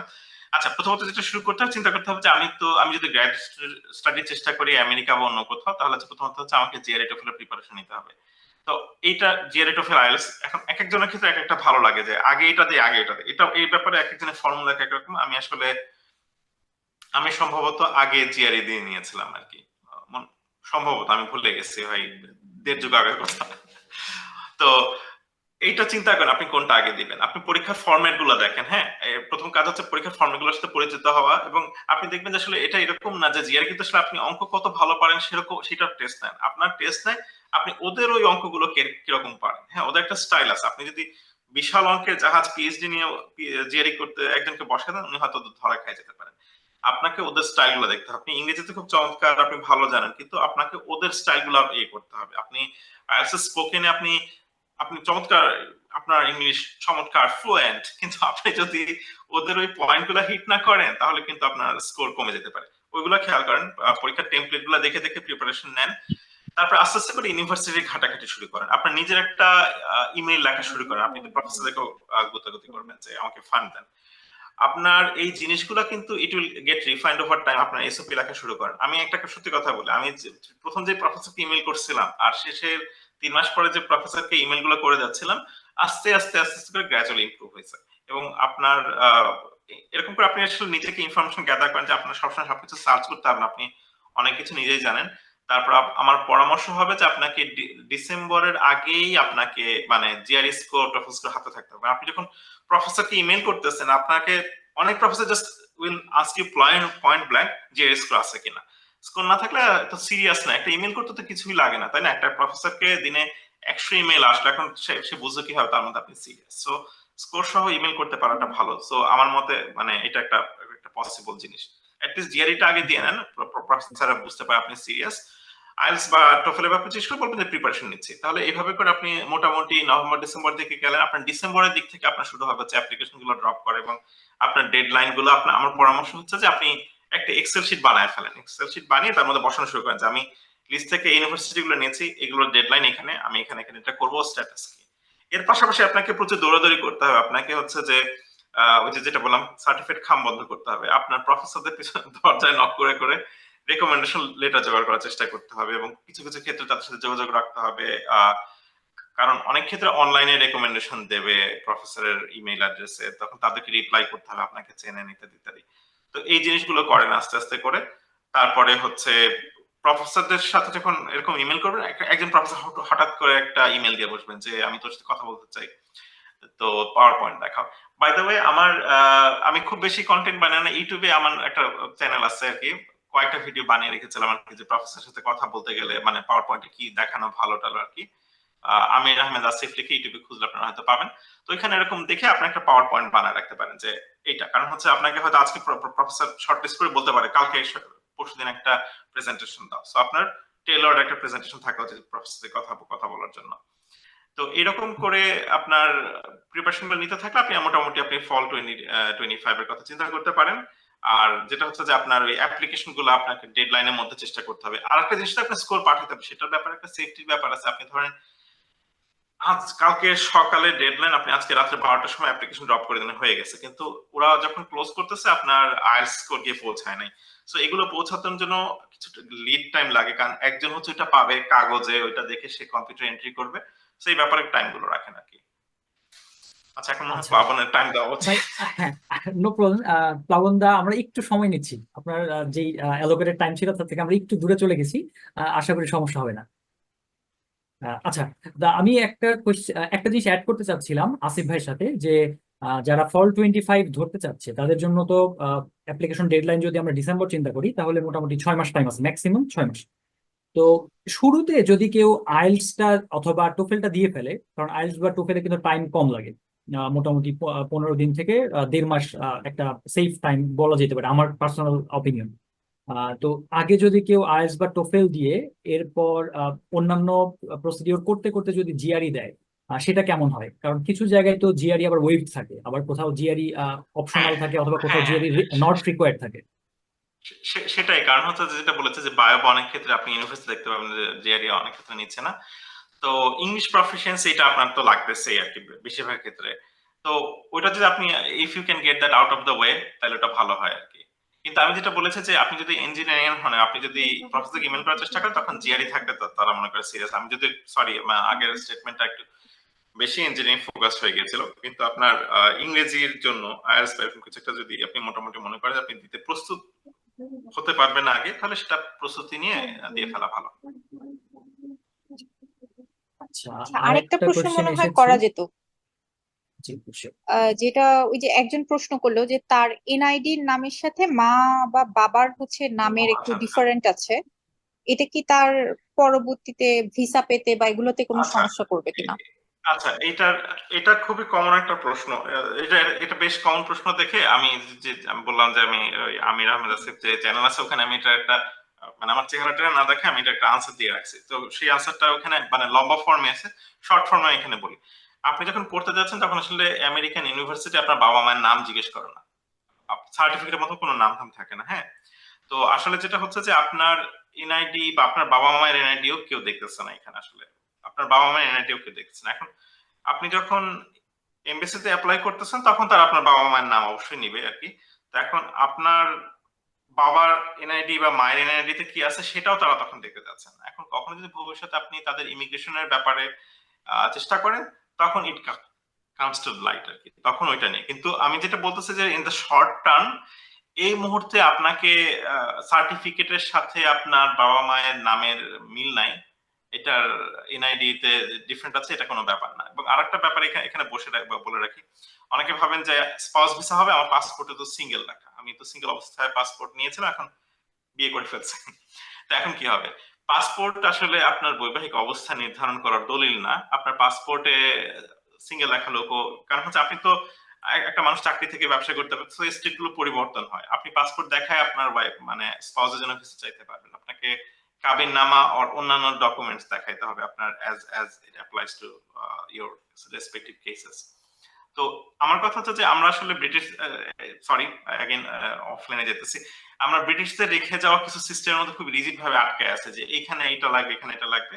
কিন্তু আসলে রিয়েল ওয়ার্ল্ড মানে অ্যাটলিস্ট মানে ফেসিং দ্য এক্সটার্নাল সাইড, এখানে অনেকটা রিয়েলিস্টিক এবং ফ্লেক্সিবল। আসলে আপনার বাবা মায়ের নাম কি এটা নিয়ে ইউনিভার্সিটির কোনো মাথা ব্যথা নেই, আপনি তাদেরকে ইমার্জেন্সি কন্ট্যাক্ট দিলে সেটা দিলেন, কিন্তু ইউনিভার্সিটি উইল নট আস্ক যে ঠিক আছে বাবার নাম কি মায়ের নাম কি, এগুলো তারা জিজ্ঞেস করে না, তারা সার্টিফিকেটের মধ্যে ওইগুলো দেন না। তো এটা আসলে এই মুহূর্তে আপনার কারেক্ট করার দরকার নাই, আপনি চেষ্টা করেন। কিন্তু এগেন যেটা বললাম, আপনি যদি ডাউন দ্য লাইন আপনার প্যারেন্টসকে ইমিগ্রেশনের মাধ্যমে আনার চেষ্টা করেন, তখন এইসব ব্যাপারে কিছু কোশ্চেন আসবে যে আচ্ছা ঠিক আছে তুমি এখানে এই নাম দিয়েছিলে, এখানে এই নামটা কেন, কিন্তু সেটাও আপনি মানে পরে হ্যান্ডেল করতে পারবেন। তো মানে আপনার জি, প্রায়োরিটিজ আর কি। জি, একজন কোয়েশ্চেন করেছেন জিআরইর জন্য আসলে কিভাবে প্রিপারেশন নেওয়া যায়, তো এটা আমি আসলে শেষ করে দিচ্ছি। জিআরই প্রিপারেশন নিতে আসলে নিজেকে একটু পরিশ্রম করতে হবে। জিআরইর যে অফিসিয়াল বইগুলো আছে এগুলো একটু নিজে ভালোভাবে ঘাটাঘাটি করে দেখতে হবে। পাশাপাশি অনেকে গ্রেগম্যাটটাকে ফলো করে, গ্রেগম্যাটের সাবস্ক্রিপশন নেয়। আর এর বাইরে যদি বাংলায় কারো যদি রিসোর্সের দরকার হয়, আমার একটা প্ল্যাটফর্ম আছে স্কিল আপ টু প্রো। এখান থেকে আমরা একটা জিআরই কোর্স অফার করে থাকি, একদম সংক্ষেপে জাস্ট হচ্ছে ওভারঅল সবকিছু যা যা রিকোয়ারমেন্ট আছে সবকিছু খুব তাড়াতাড়ি দেখার জন্য। আপনারা চাইলে এটা চেক আউট করতে পারেন। আর আসিফ ভাইয়ের জন্য আর লাস্ট একটা কোয়েশ্চেন, সেটা হচ্ছে হায়ার স্টাডির জন্য কোন কোনো স্কিল অর্জন করা দরকার আছে কিনা, বা কোনো এক্সট্রা কারিকুলার অ্যাক্টিভিটি কি ম্যাটার করে কিনা। আচ্ছা, যদি আনপপুলার ওপিনিয়ন, কিন্তু আমি আসলে সহজ ভাষায় বলি, মানে আসলে প্রফেসর আপনাকে যদি টাকা দিয়ে নেন, হি অর শি আপনাকে নিতেছেন যে আপনি যাবেন সেখানে, মানে প্রচন্ড পরিশ্রম করুন, তাকে পাবলিশ করবেন। এখন আপনি ইউনিভার্সিটি ডিবেট করেছেন কি করেছেন, এটা আসলে তার জন্য ম্যাটার করে না, মানে এটা হার্ড ট্রুথ, মানে আমি আসলে সত্যি কথা বললাম। হ্যাঁ, আপনি প্রফেসর, আপনিও কেয়ার করতেন না আপনার স্টুডেন্ট ডিবেট করে আসছে না কি করে আসছে, আপনি দেখবেন যে সে পাবলিশ করে আসছে কিনা। হ্যাঁ, মানে মুখ বুঝে সে ক্লাসে, মানে এটা হচ্ছে হার্ড রিয়েলিটি। কারণ প্রফেসর একজনের থেকে টাকা এনে আপনাকে বেতন দিতেছেন রিসার্চ গ্র্যান্ট থেকে, তাই না? তাকে সেখানে জবাবদিহি করতে হয় যে কি। তো আপনার রেলেভেন্ট জায়গায় এক্সট্রা কারিকুলার অ্যাক্টিভিটিস গুলো কাজে লাগে, আবার আরেক জায়গায় কাজে লাগে। ফর এক্সাম্পল, আপনি জার্নালিজমের জন্য চেষ্টা করতেছেন, আপনার জন্য আপনি ধরেন ত্রাণ বিতরণে জড়িত ছিলেন, আপনি ডিবেট করতেন।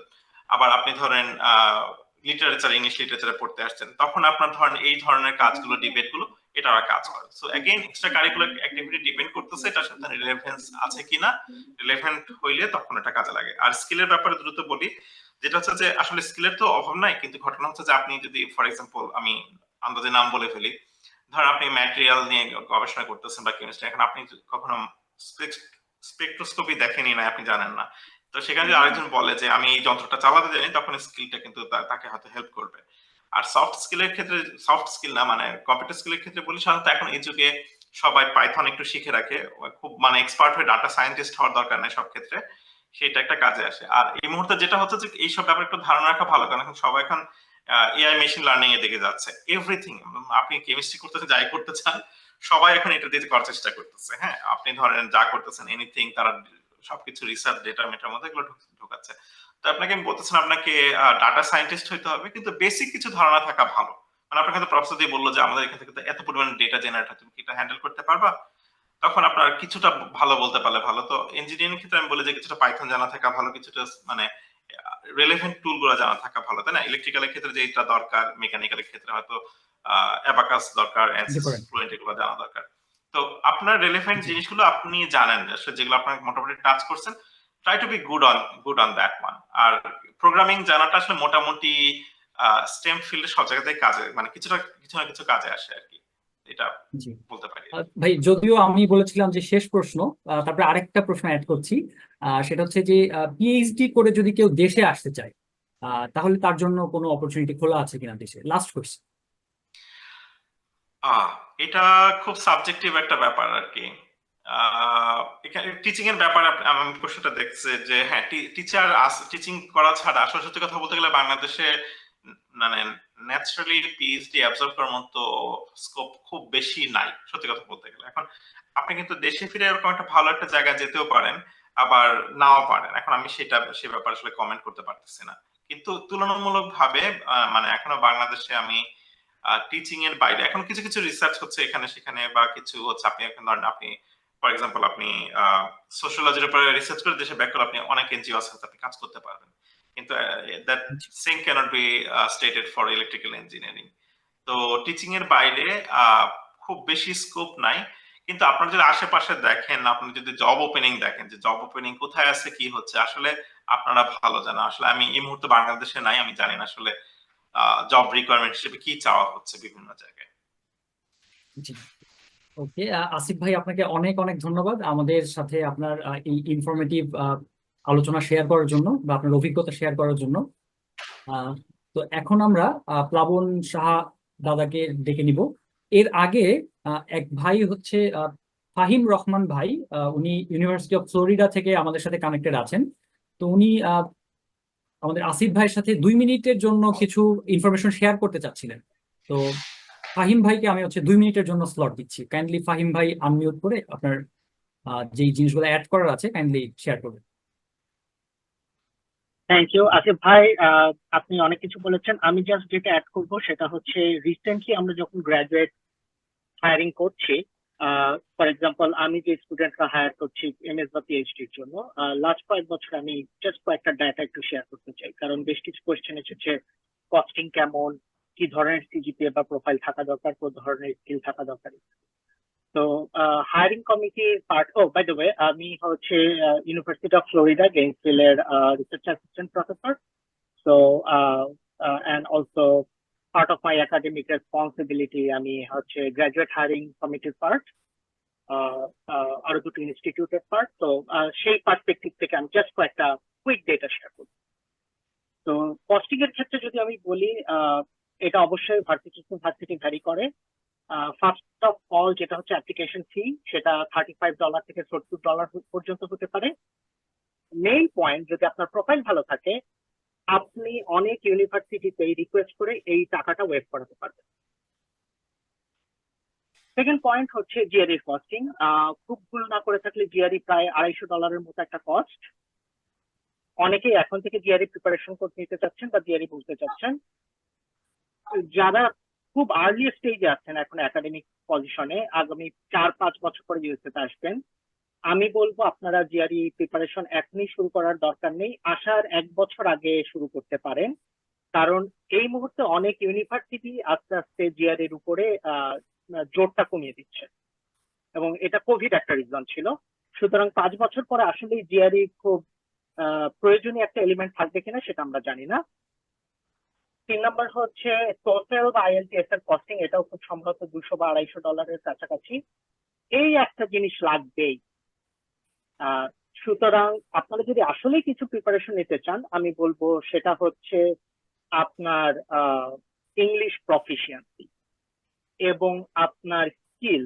কারণ আপনি অনেকগুলো ইন্টারভিউ ফেস করবেন প্রফেসরের সাথে, যেটা আপনার হোপফুলি ফান্ডিং দিতে সাহায্য করবে। আপনি ওই ইন্টারভিউতে কেমন করছেন এটা কিন্তু একটা ভাইটাল ফ্যাক্টর। আমি পাশাপাশি দুটো রেজিউমেতে যদি একই রকমের স্কিল সেট দেখি, আমি সবসময় আমি পার্সোনালি বা আমার আশেপাশের কলিগদের কাছ থেকে আমি দেখেছি তারা 2-3টা জিনিসকে হাইলাইট করে। একটা হচ্ছে সেই স্টুডেন্ট ইন্টারভিউতে কতটা প্রোঅ্যাক্টিভ ছিল, কত ইজিলি কমিউনিকেট করতে পেরেছে এবং কোশ্চেন গুলোকে কত ইজিলি অ্যাবজর্ব করে অ্যান্সার দিতে পেরেছে। আপনি অ্যান্সার জানেন না, না বলছেন, না বলাটাও কিন্তু একটা আর্ট। সুতরাং জিআরই কে আমি বলবো আপনারা যদি আর্লি স্টেজে থাকেন তাহলে ইংলিশ প্রফিসিয়েন্সিটা বেশি দরকার। বাকি দুটো আইটেম আমরা যেটা হাইলাইট করি সেটা হচ্ছে অফকোর্স সিজিপিএ। কাছাকাছি স্কিল যে স্টুডেন্টের সিজিপিএ হয়তো বেশি, আমি তাকে একটু প্রেফার করার চেষ্টা করব। সুতরাং আপনারা যারা আর্লি স্টেজে আছেন আমি বলবো যে যদি সিজিপিএ বাড়িয়ে রাখতে পারেন খুব ভালো, কিন্তু তার মানে এই না যে লো সিজিপিএ এর কোনো চান্সই পাবেন না। এটা one of the many factor. কিন্তু আজিব ভাই যেমন বলছিলেন বেশ কিছু এক্সট্রা কারিকুলার অ্যাক্টিভিটি বা অন্যান্য অনেক স্কিল, সেই স্কিল গুলোর পিছনে আপনি যে রিসোর্স দিচ্ছেন, একই রিসোর্স দিয়ে যদি আপনার সিজিপিএটা আরেকটু বেটার হয় তাহলে হয়তো সিজিপিএটা স্লাইটলি অ্যাডভান্টেজ দেবে। 3 নাম্বার অবশ্যই পেপার, কিন্তু এগেইন উইথ অ্যাস্টেরিক মার্ক যে পেপার নাই তার মানে আমার কোনো ফান্ডিং বা অ্যাডমিশন হবে না, এটা সম্পূর্ণ ভুল ধারণা। বাট এগুলো কয়েকটা আইটেম যেটা কিনা আপনাকে স্লাইটলি অ্যাডভান্টেজ দিচ্ছে। অ্যাডিশনাল যেটা হচ্ছে ভাই অলরেডি বলেছেন, 1.5 লাখ টাকা প্লেন ভাড়া, অফকোর্স সময়ের সাথে সেটা চেঞ্জ হবে। আপনার শুরুতেই এসে 3টা জিনিসের পিছনে আপনার খরচ হবে, যেটা টাকা দেশ থেকে নিয়ে আসা ভালো। নাম্বার 1, বাসার রেন্ট। অধিকাংশ ক্ষেত্রেই আপনি যে অ্যাপার্টমেন্টে উঠবেন তারা 1 বা 2 মাসের অ্যাডিশনাল অ্যাডভান্স সিকিউরিটি ডিপোজিট চায়। নাম্বার 2 হচ্ছে আপনার ওই মুহূর্তে সেটেল হওয়ার জন্য যা যা খরচ, টুকটাক হাড়ি পাতিল বিছানা থেকে শুরু করে অন্যান্য। 3 নম্বর হচ্ছে অ্যাটলিস্ট 1 বা 1.5 মাস চলার মতো খরচ। কারণ আমি ইউএসএ পার্সপেক্টিভ থেকে বলছি, অনেক ক্ষেত্রে ইউনিভার্সিটি পেয়েছে বা আপনার স্যালারি যেটা ইস্যু করতে দেরি করে যতক্ষণ পর্যন্ত আপনি রেজিস্টার্ড না, which is part of SSN, social security number, এবং তার এগেনস্টে এই কপিটার জন্য হয়তো অনেকের স্যালারি পেতে বেশ কিছুদিন দেরি হয়। আমি আমার নিজের অভিজ্ঞতা বলতে পারি, আমি যখন পিএইচডি তে এসেছিলাম তখন ফেডারেল শাটডাউন ছিল, তো আমার স্যালারি ইস্যু হতে লেগেছে 3.5 মাস। ওকে, হোপফুলি এই ধরনের সিচুয়েশন আপনারা পড়বেন না, এবং ইউনিভার্সিটি এসব ক্ষেত্রে খুবই আন্তরিক হয়, তারা বিভিন্ন ভাবে ব্যাপার জিনিসটা ম্যানেজ করার চেষ্টা করে। কিন্তু আমি বলবো যে আপনারা অন্তত 1.5 বা 2 মাসের চলার মতো টাকা যদি সাথে রাখেন আপনারা মানসিক ভাবে একটা শান্তি পাবেন। আর অ্যাডিশনাল একটা খরচ আইটেম থাকে যেটা কিনা আসলে ইউএসএ তে খরচ না, বাংলাদেশের খরচ। অবশ্যই প্রিপারেশন, অ্যাপ্লিকেশন ফি পাঠানো ইত্যাদি ব্যাপার আপনারা ভালো জানবেন, কিন্তু সেটা হচ্ছে যাওয়ার আগে কেনাকাটা এবং অন্যান্য ব্যাপারে যে খরচগুলো, আমি ব্যক্তিগতভাবে মনে করি এই মুহূর্তে ইউএসএ বাংলাদেশি ম্যাথ জিনিসপত্রে সেলফ সাফিসিয়েন্ট। তো আপনি যদি অনেক বেশি খরচ করে দেশ থেকে অনেক জিনিসপত্র আনার বদলে সেটাকে বরং ক্যাশ হিসেবে আনতে চান, আমি বলবো যে সেটা বেটার। যাই হোক, এইটুকুই আমি জাস্ট ডাটা হিসেবে অ্যাড করতে চাচ্ছিলাম। বাই দ্য ওয়ে, ফ্লোরিডাতে গেইনসভিলে এই মুহূর্তে আমি যদি বাসা ভাড়া বা ইত্যাদি বলতে চাই, এটা খুব একটা কস্টলি স্টেট না, but college town itself is getting very costly. তো কোভিড এর আগেও যেই এক রুমের ভাড়া, যদি শেয়ার বাসায় থাকেন, এক রুমের ভাড়া $350 ছিল, এই মুহূর্তে 2024-এ এই এক রুমের ভাড়া হচ্ছে অ্যারাউন্ড $600 to $750। এবং এক বেডরুমের এন্টায়ার বাসা, যেটা হয়তো $700 কাছাকাছি ছিল, সেটা এই মুহূর্তে $1100 কাছাকাছি। আমি জাস্ট একটা নাম্বার বললাম, এটা state college town to college town vary করবে, কিন্তু জাস্ট একটা ডাটা, আপনারা যদি কোনো কারণে ফ্লোরিডা বা এই ধরনের এই স্টেটাসের কলেজ টাউন গুলো ফলো করতে চান, তাহলে হয়তো আপনাদের একটা আইডিয়া থাকবে যে কিরকম খরচ করতে পারে। জি, থ্যাংক ইউ। ফাহিম রহমান ভাই, আপনাকে অনেক ধন্যবাদ আপনার ইনসাইট শেয়ার করার জন্য বা আপনার এক্সপিরিয়েন্স শেয়ার করার জন্য।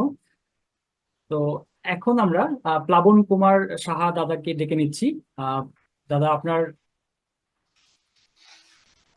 আপনার ডিসকাশনটা কাইন্ডলি শুরু করবেন।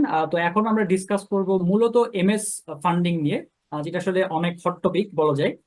কারণ মাস্টার্স, অনেকেই মাস্টার্স করতে চায়, মাস্টার্সের ফান্ডিং থাকে কি থাকে না, যদি কমপ্লিট ফান্ডিং না আসে সেক্ষেত্রে কি করণীয়। তো এই ওভারঅল সবকিছু নিয়ে ডিসকাশনের জন্য প্লাবন কুমার সাহা দাদাকে ইনভাইট করছি।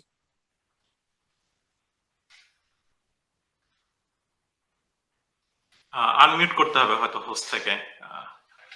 জি,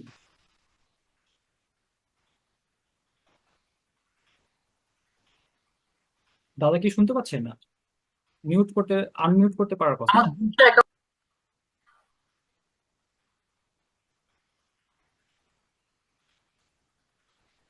হ্যাঁ, আমার কথা মনে হয় এখন শোনা যাচ্ছে, আশা করি। জি দাদা, এখন শোনা হ্যাঁ, যাচ্ছে। শোনা যাচ্ছে। আচ্ছা, ঠিক আছে, থ্যাংক ইউ। ভাইয়ারা আসলে অনেক জেনারেলাইজড একটা আইডিয়া দিছে, অনেক ওভারঅল একটা জেনারেলাইজড আইডিয়া, যেটা মনে হয় ওনারা আমার চেয়ে অনেক বেশি এক্সপেরিয়েন্সড এই ব্যাপারে। সো আমি আসলে খুবই স্পেসিফিক এবং টু দ্য পয়েন্ট একটা টপিক নিয়ে ডিসকাস করব, এই জন্য আমি খুব বেশি সময়ও নিব না। আমি এখানকার যারা হোস্ট তারা আগেই বলছিলেন আমাকে যাতে মাস্টার্স এর ব্যাপারটা নিয়ে একটু ডিসকাস করি। কেন মাস্টার্স এর ব্যাপারটা পিএইচডি থেকে একটু আলাদা সেটা একটু বলি। কারণ পিএইচডি এর ফান্ডিং অ্যাভেলেবিলিটি মোটামুটি বেশি ইউএসএ তে, এবং এইটার অ্যাভেলেবিলিটি এবং এটির ইনফরমেশন রিসোর্সটা অনেক বেশি।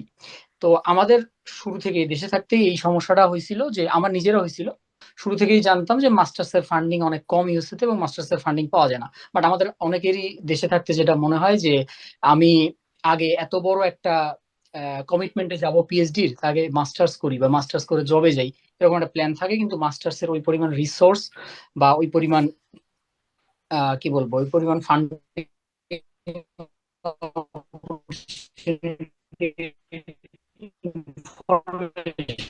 এগুলো হয়তো আমাদের কাছে থাকে না।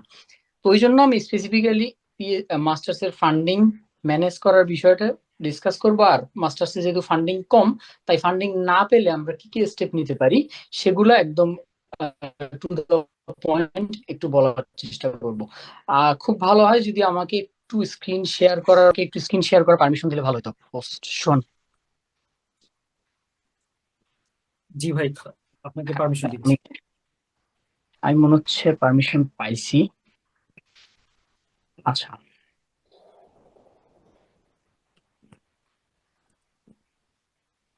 আমার স্ক্রিনটা কি দেখা যাচ্ছে? এখনো কালো, এখন আসছে, চলে আসছে। ওকে, ঠিক আছে। আমি স্ক্রিন শেয়ার করে কেন বলতেছি, যেহেতু আমাদের সময় কম এবং আমরা স্পেসিফিক বলবো, এই জন্য আমি জাস্ট স্ক্রিন শেয়ার করে বলার চেষ্টা করতেছি। তো শুরুতেই যে কোনো কিছু অ্যাপ্লাই করার শুরুতে আমাদের সবার মাথায় যে কোশ্চেনটা আছে, আমার সিজিপিএ হয়তো খুব বেশি না, আমার কি পাবলিকেশন মাস্ট লাগবে কিনা, আর জিএলই কতটা গুরুত্বপূর্ণ, আর টোফেল আইএলটিএস কতটা গুরুত্বপূর্ণ, এটা সম্পর্কে যদি ভাইয়ারা বলছে, তো আমি খুব সংক্ষেপে বলি। টোফেল আইএলটিএস মাস্ট, এটার সাথে গুরুত্বপূর্ণ হওয়া বা না হওয়ার কোনো সম্পর্ক নাই, এটা আপনাকে দিতেই হবে এবং এটা ইজিলি ক্র্যাক করা পসিবল। আমাদের পক্ষে। জিআরই সব জায়গায় মাস্ট না, যেটা একটু আগেও ফাইম ভাইয়া বলছে যে আমরা এখন অনেক ভার্সিটি জিআরই ওয়েভও করে দিচ্ছে। তো জিআরই যে আমাদেরকে দিতেই হবে, জিআরই যে খুব হাই স্কোর লাগবে এরকম না, বাট অবশ্যই জিআরই আমাদের প্রোফাইলকে বেটার করে। তো জিআরই জিআরই নিয়ে ভাইয়ারা জিআরই প্রিপারেশন নিয়ে বলছে, তো এটা আমি বলতেছি না। পাবলিকেশন পাবলিকেশন থাকলে ভালো, বাট না থাকলেও ইজিলি ফান্ডিং পাওয়া পসিবল। আমি নিজে পাবলিকেশন ছিল না আমার, তাও মাস্টার্সে ফান্ডিং ম্যানেজ করছি। সিজিপি এর ক্ষেত্রেও ব্যাপারটা সেম। সিজিপি আমার moderate, low, that doesn't matter. আমার যদি এনাফ পরিমাণ, আমি যদি ইন্টারেস্টেড হই, প্যাশনেট হই, ফান্ডিং ম্যানেজ করা খুবই ফিজিবল। আচ্ছা, এখন আসি আমরা availability of MS funding. MS funding অবশ্যই পিএইচডি ফান্ডিং এর চেয়ে কম। এই জন্য আমাদেরকে মাস্টার্স এর ফান্ডিং এর জন্য একটু ডিফারেন্ট অ্যাপ্রোচ করা উচিত বলে আমার মনে হয়েছে। কারণ অনেক ভার্সিটি আছে যারা পিএইচডি মাস্টার্স দুটোই অফার করে, সেই সব ভার্সিটিতে যদি আমরা অ্যাপ্লাই করি তাহলে আমাদের কিন্তু লেস চান্স থাকে যে আমরা মাস্টার্স এর ফান্ডিং ওরা দিবে, কারণ প্রফেসররা চায় আমার কাছে একটা পিএইচডি স্টুডেন্ট আসুক, খুবই স্বাভাবিক। এমন না যে পিএইচডি যে ইউনিভার্সিটিতে দেয় তারা মাস্টার্স এর ফান্ডিং দেয় না, এরকম না। বাট হাই পসিবিলিটি হলো, পসিবিলিটি বাড়ানোর একটা বেটার ওয়ে হলো যেই সকল ভার্সিটি শুধু মাস্টার্স অফার করতেছে ওদেরকে আমরা লিস্ট করতে পারি। তো যে কোনো কিছু শুরুর আগে অবশ্যই আমরা একটা এক্সেল শিট বানাবো, যেটা ভাইয়া শুরুতেই বলছে। এক্সেল শিট বানায় আমি একটা অবশ্যই ভার্সিটি লিস্ট বানাবো, এবং আমার ভার্সিটি লিস্টটা বড় হওয়া খুব জরুরি। দরকার হলে পরে আমি সেখান থেকে বাদ দিয়ে দিব, বাট আমি মোটামুটি যে হ্যাঁ ঠিক আছে এরা এই মাস্টার্স অফার করতেছে, এরা পিএইচডি মাস্টার্স দুটোই অফার করতেছে, সমস্যা নেই, আমি সবগুলো নিয়ে মোটামুটি বড় একটা এক্সেল শিটে লিস্ট বানাই। ওই লিস্টটাতে আমি যত ধরনের ইনফরমেশন পসিবল একটা এক্সেল শিটেই জমা করার চেষ্টা করব। আমার ভার্সিটি রিকোয়ারমেন্ট গুলা কি, আমি কোন কোন প্রফেসরের প্রোফাইলের সাথে আমার রিসার্চ ইন্টারেস্ট মেলে সেই সব প্রফেসরের নাম, সেই সব প্রফেসরের মেইল আইডি, সেখানে জিআরই স্কোর ম্যান্ডেটরি কিনা বা জিআরই স্কোর কত লাগে, আইএলটিএস স্কোর কত লাগে, আর যত ধরনের রিকোয়ারমেন্ট আছে এই সব কিছু যদি আমরা একটা এক্সেল শিটে বানায় ফেলতে পারি তাহলে আমাদের এই যে অ্যাপ্লিকেশন প্রসেসের প্রথম কাজটা শেষ হবে। হ্যাঁ, এবং এইটা করতে কিন্তু বেশ ভালো সময় লাগে। যারা এখন ফোর্থ ইয়ারে আছে বা গ্রাজুয়েট করছে তাদের এই কাজটা আসলে তারা এই কাজটা শুরু করতে পারে। মোটামুটি জিআরই আইএলটিএস দেওয়ার সময়কালে বা দেওয়ার আগে পরে এই কাজটা শুরু করা উচিত। এই কাজটা করতেও বেশ ভালো সময় লাগে। এই কাজটা একবার করে ফেললে আমি মোটামুটি একটা গোছালো ওয়েতে চলে আসলাম যে ইউনিভার্সিটি গুলো আছে, এই হলো আমার রিকোয়ারমেন্ট, এই হলো আমার ডেডলাইন। যেমন আমি যদি ফল 25 চিন্তা করি তাহলে আমাদের ডেডলাইন কিন্তু এই ডিসেম্বরে। সো আমাদের বেশ কয়েক মাস আগেই কিন্তু এটা রেডি থাকতে হবে যে আমার কি কি প্ল্যানিং, কোন কোন ভার্সিটি, কোন কোন প্রফেসর। ঠিক আছে, ওকে। এই যে এই জিনিসটা আমি একটু আগেই বলছি যে আমাদের স্পেসিফিক ভার্সিটি চুজ করে অ্যাপ্লাই করা ভালো। এখানে আমি কয়েকটা ভার্সিটির উদাহরণও দিছি, এরা শুধুমাত্র মাস্টার্স ফান্ডিং দেয়, এবং যেহেতু শুধুমাত্র মাস্টার্স ফান্ডিং দেয় এদের কাছে মাস্টার্স ফান্ডিং এর অ্যাপ্লাই করলে, আমরা মাস্টার্স করতে চাচ্ছি সেহেতু আমরা যে খুব হাই র্যাঙ্ক ইউনিভার্সিটি র্যাঙ্ক দেখে দেখে যদি অ্যাপ্লাই করি তাহলে কিন্তু সমস্যা, যে আমি হাই র্যাঙ্ক ছাড়া করবো না, এরকম মেন্টালিটি না থাকাই ভালো। নর্মালি মাস্টার্স এর ফান্ডিং মানে অ্যাভেলেবিলিটি বেশি আসলে মিড র্যাঙ্ক বা লোয়ার মিড র্যাঙ্কেই থাকে। হায়ার র্যাঙ্কের ইউনিভার্সিটিতে খুব হাই প্রোফাইল ছাড়া মাস্টার্স এর ফান্ডিং আসলে আমি দিতে দেখি নেই খুব একটা। সো আমি এখানে কয়েকটা এক্সাম্পল দিয়ে রাখছি, এরকম আরো অনেক ইউনিভার্সিটি আছে, এটা একটু নিজেদেরকে ফাইন্ড আউট করতে হবে যে আমরা কোন কোন ইউনিভার্সিটিতে অ্যাপ্লাই করতে চাচ্ছি।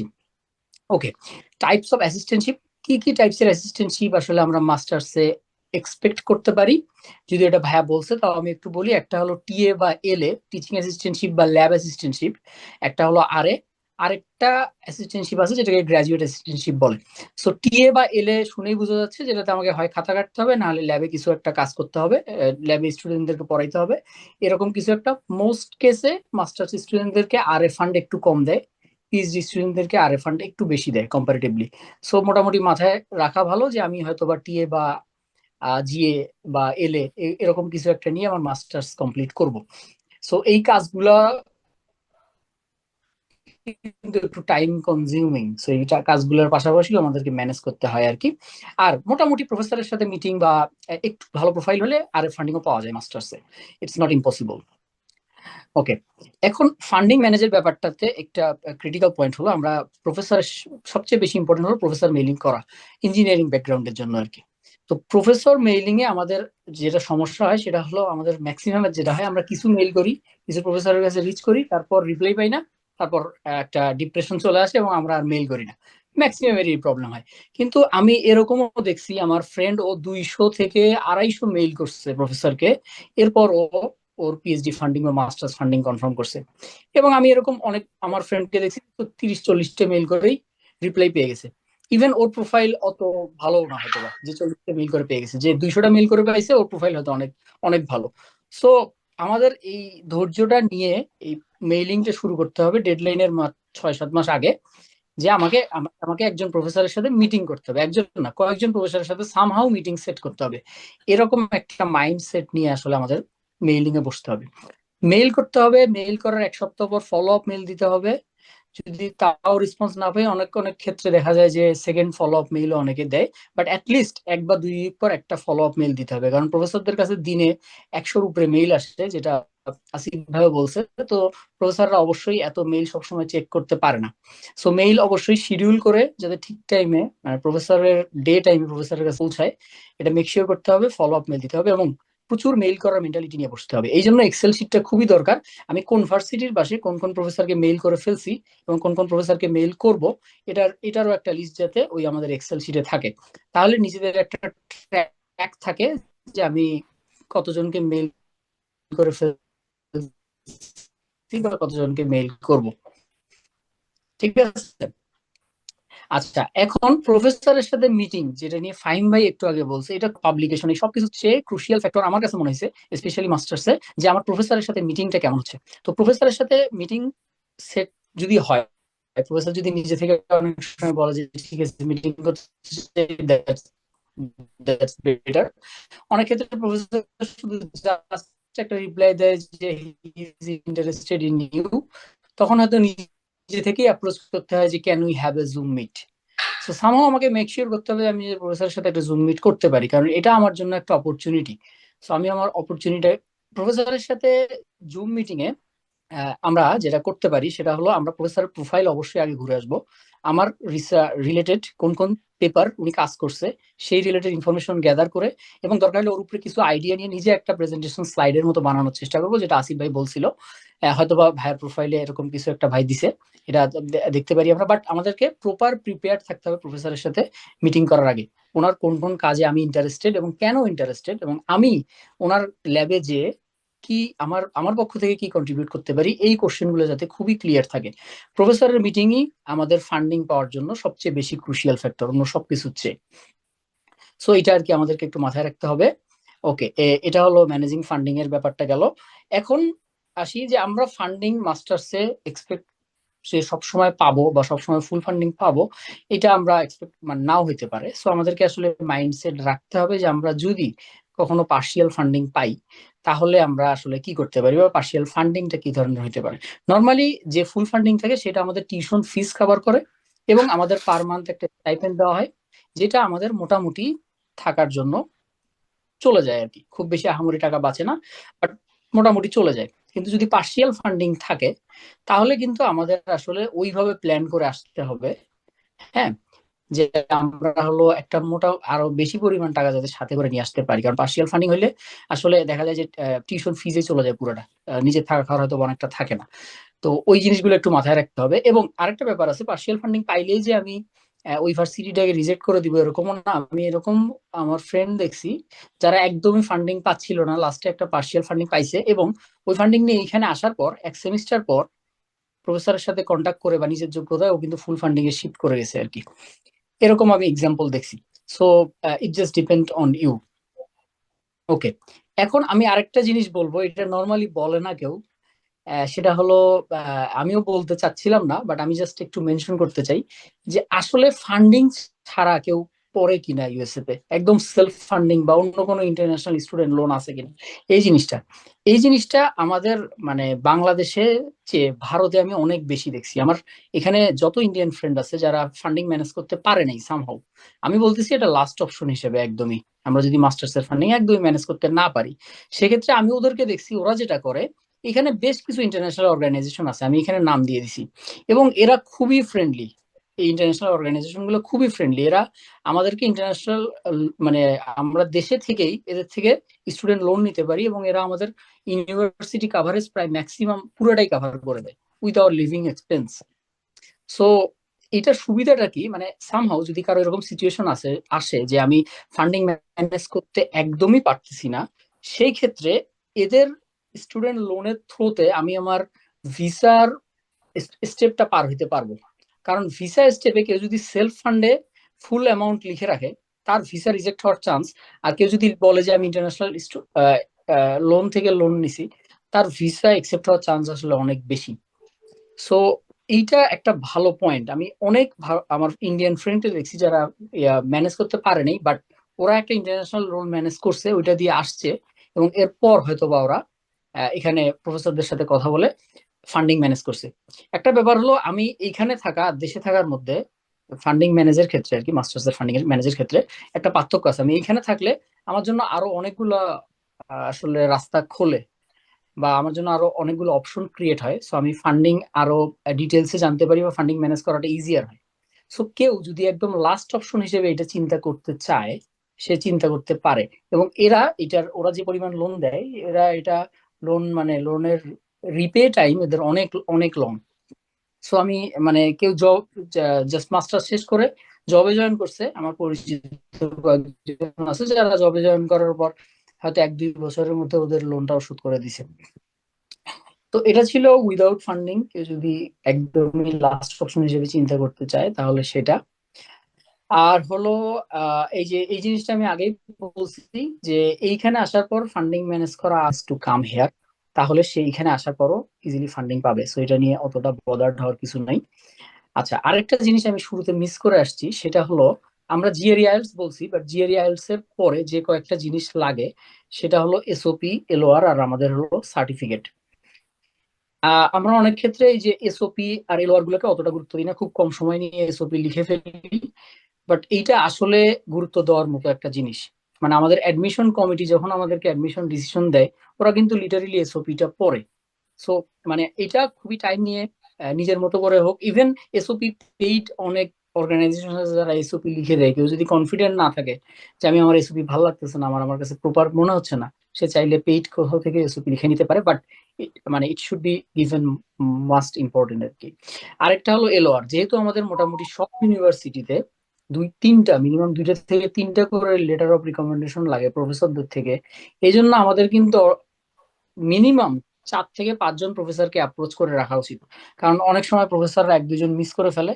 সো 3টা এলওআর লাগবে বলে আমরা 3জন প্রফেসরকে অ্যাপ্রোচ করব, এরকম যাতে না করি আমি। ঠিক আছে, আমরা অনেক বেশ আগে থেকে এই কাজটা করে রাখবো, যাতে প্রফেসরদের কাছে আমি বলে রাখি যে স্যার আমার কিন্তু এই লটটা লাগবে, এবং বেটার হয় আমার সাথে যদি তার পূর্ব পরিচিতি থাকে, তাহলে উনি আমার এই লটটা আরো স্ট্রং বা ভালো দিবে। এবং এসওপি এলওআর এগুলো কিন্তু অ্যাডমিশন ডিসিশনে জিনিস, যেটা ভাইয়া বলছে সার্টিফিকেট, এটাও ম্যানেজ করা খুব টাফ কিছু না। বুয়েটে ওদেরকে বললেই ও একটা খামে এয়ার মেইল টাইপের একটা খামে সার্টিফিকেট গুলো দিয়ে দেয়, যেটা হয়তো আমাদেরকে অনেক সময়, সেটা হলো সম্ভবত ডাব্লিউইএস বা ওই টাইপের একটা ইভ্যালুয়েশন। যারা দেশের গ্রেডিং সিস্টেমকে অ্যাপ্রুভ করে না, ওরা ওরা ওদের জন্য একটা আলাদা গ্রেডিং সিস্টেমের রেখে দেয়, যেটা আমাদেরকে আলাদা পে করে ওদের থেকে আবার আলাদা একটা গ্রেডিং সিস্টেম নিতে হয়। সো ওইটা কিন্তু একটু লং টাইম নেই। সো ভার্সিটির রিকোয়ারমেন্টে যদি ওইটা থাকে, তাহলে ওই কাজটা অনেক আগে থেকে করে রাখা ভালো। আমাদের এক্সেল শিটটা আমাদের ট্র্যাক রাখার জন্য খুবই ইম্পর্টেন্ট, যে আমি কি কি করে ফেলছি আর কি কি করে ফেলি নেই, এটা যাতে আমি আমার এক্সেল শিটে মোটামুটি টিক করে রাখতে পারি আর কি।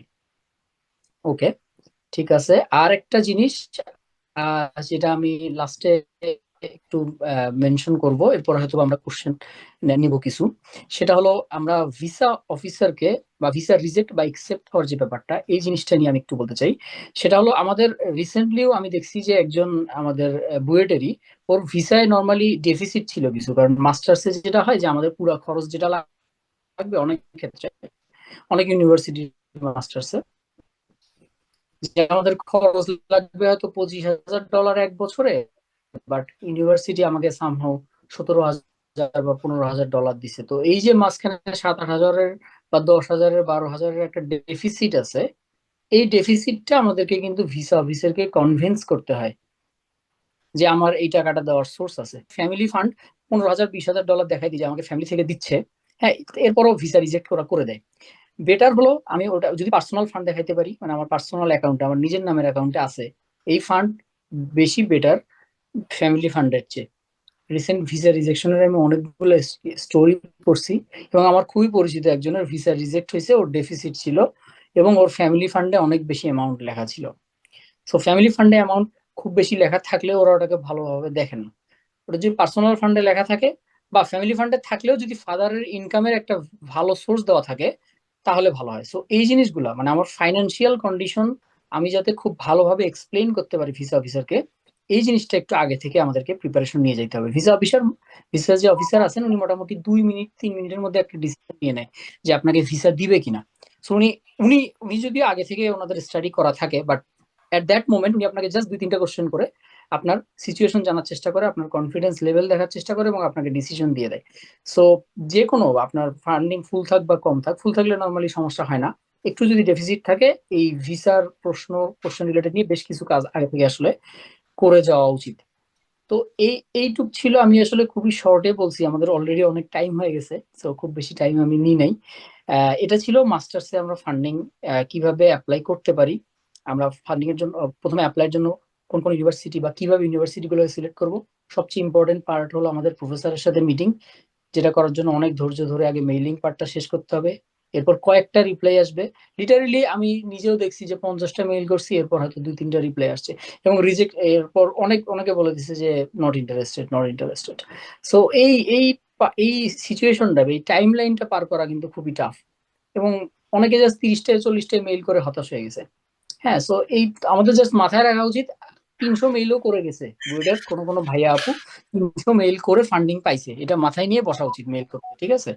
So it doesn't like that. So ওই জিনিসটা আমাদের যে এক্সেল শিটটা ওইটা খুবই রিচ হইতে হবে, যাতে প্রতিটা জিনিস ওইখানে স্পেসিফাইড থাকে, কোন প্রফেসর কি বলতেছে, কোন প্রফেসরের সাথে আমার মিলে, আমি কোন কোনটা ডান করতে পারি নাই, ওই জিনিসটা যাতে আমাদের থাকে। এটা ছিল আমার মাস্টার্স ফান্ডিং নিয়ে খুবই শর্ট একটা কারণ আমাদের অলরেডি অনেক বেশি সময় হয়ে গেছে। এখন যদি কারো স্পেসিফিক কোশ্চেন থাকে সেগুলো আমরা নেওয়ার চেষ্টা করব, প্লিজ। জি আমি দাদা অনেক ধন্যবাদ আপনার একদম টু দা পয়েন্ট ডিসকাশনের জন্য। তো আমি হচ্ছে আমাদের সম্মানিত অডিয়েন্সদেরকে রিকোয়েস্ট করছি যে আপনাদের যে কোনো কোয়েশ্চেন যদি থাকে কাইন্ডলি কমেন্ট বক্সে জানাবেন। তো ইন দ্য মিন টাইম দাদার কাছে আমার দুইটা কোয়েশ্চেন আছে। তো প্রথমত আমাদের এখানে তো অডিয়েন্সে ফার্স্ট ইয়ার থেকে ফোর্থ ইয়ার পর্যন্ত অনেক স্টুডেন্ট আছে। তো এলওআরটা একটা প্রবলেম হয় অনেক সময়। তো ফার্স্ট ইয়ার সেকেন্ড ইয়ার বা থার্ড ইয়ার যেসব স্টুডেন্ট আছে তারা আসলে এলওআর এর জন্য এখন থেকে কিভাবে চিন্তা করতে পারে, বা তারা কি আসলে টিচারদের সাথে নেটওয়ার্কিং ওইভাবে গ্রো করতে পারে কিনা? আচ্ছা, এলওআর নরমালি তোমাকে এমন একজনই আপনাদেরকে এমন একজনই দিবে যে যার সাথে আপনার কোর্স ছিল। ফার্স্ট কথা, যার সাথে আপনার কোনো কোর্স ছিল না সে আপনাকে এলওআর দিয়ে দিবে এরকম না। সো শুধু কোর্স আপনার কোনো না কোনো অ্যাক্টিভিটিতে কিছু হয় বা ক্লাস রিলেটেড কোনো কিছুতে আপনার সাথে ওনার কোনো কন্ট্যাক্ট হয়েছে, আরো বেটার বইটা আমাদের যতগুলো ক্লাব আছে ওই ক্লাবের থ্রুতেও কিন্তু অনেকে অনেক প্রফেসরের সাথে পরিচিত থাকে, ওগুলোও কিন্তু এলওআর এ হেল্প করে। আমি নিজে যখন বাঁধন বইয়ের জন্য ছিলাম, আমি আমার বাঁধন বইয়ের জন্য যে মডারেটরটা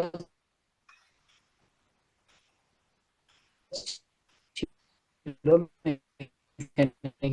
মঞ্জুর মোর্শেদ স্যার, উনি আমার এলওআরটা অনেক সময় নিয়ে লিখছে, কারণ আমি ওনার সাথে আমার ক্লাবের থ্রুতে অনেক বেশি কানেক্টেড ছিলাম। তো আপনার প্রফেসর আপনার এলওআরটা কিভাবে লিখতেছে এটাও কিন্তু অনেক ক্ষেত্রে ফ্যাক্ট করে। আপনার সাথে যদি রিলেশন মোটামুটি ভালো থাকে, এটা ক্লাবের থ্রুতে হোক, আপনার ক্লাস অ্যাক্টিভিটিতে হোক, বা আপনি সিআর হন, বা যেভাবেই হোক, যে আপনার কোর্স নিচ্ছে এরকম, বা লাইফে আপনার কোনো একটা কোর্স 1-on-1 2-2-1-3 কোনো একটা টাইমে, এটা খুবই হেল্প করে আপনার এলওআর নেওয়ার টাইমে। না হলে দেখা যায় আমি অনেককে দেখছি হয়তো ওরকম কানেকশনই ছিল না, পরে সাধ্যের দরজায় দরজায় ঘুরতে গিয়ে স্যার হয়তো বা না করে দিছে, তো অনেক বেশি প্যারা খাইতে মেনটেন করেন এট এনি হাউ।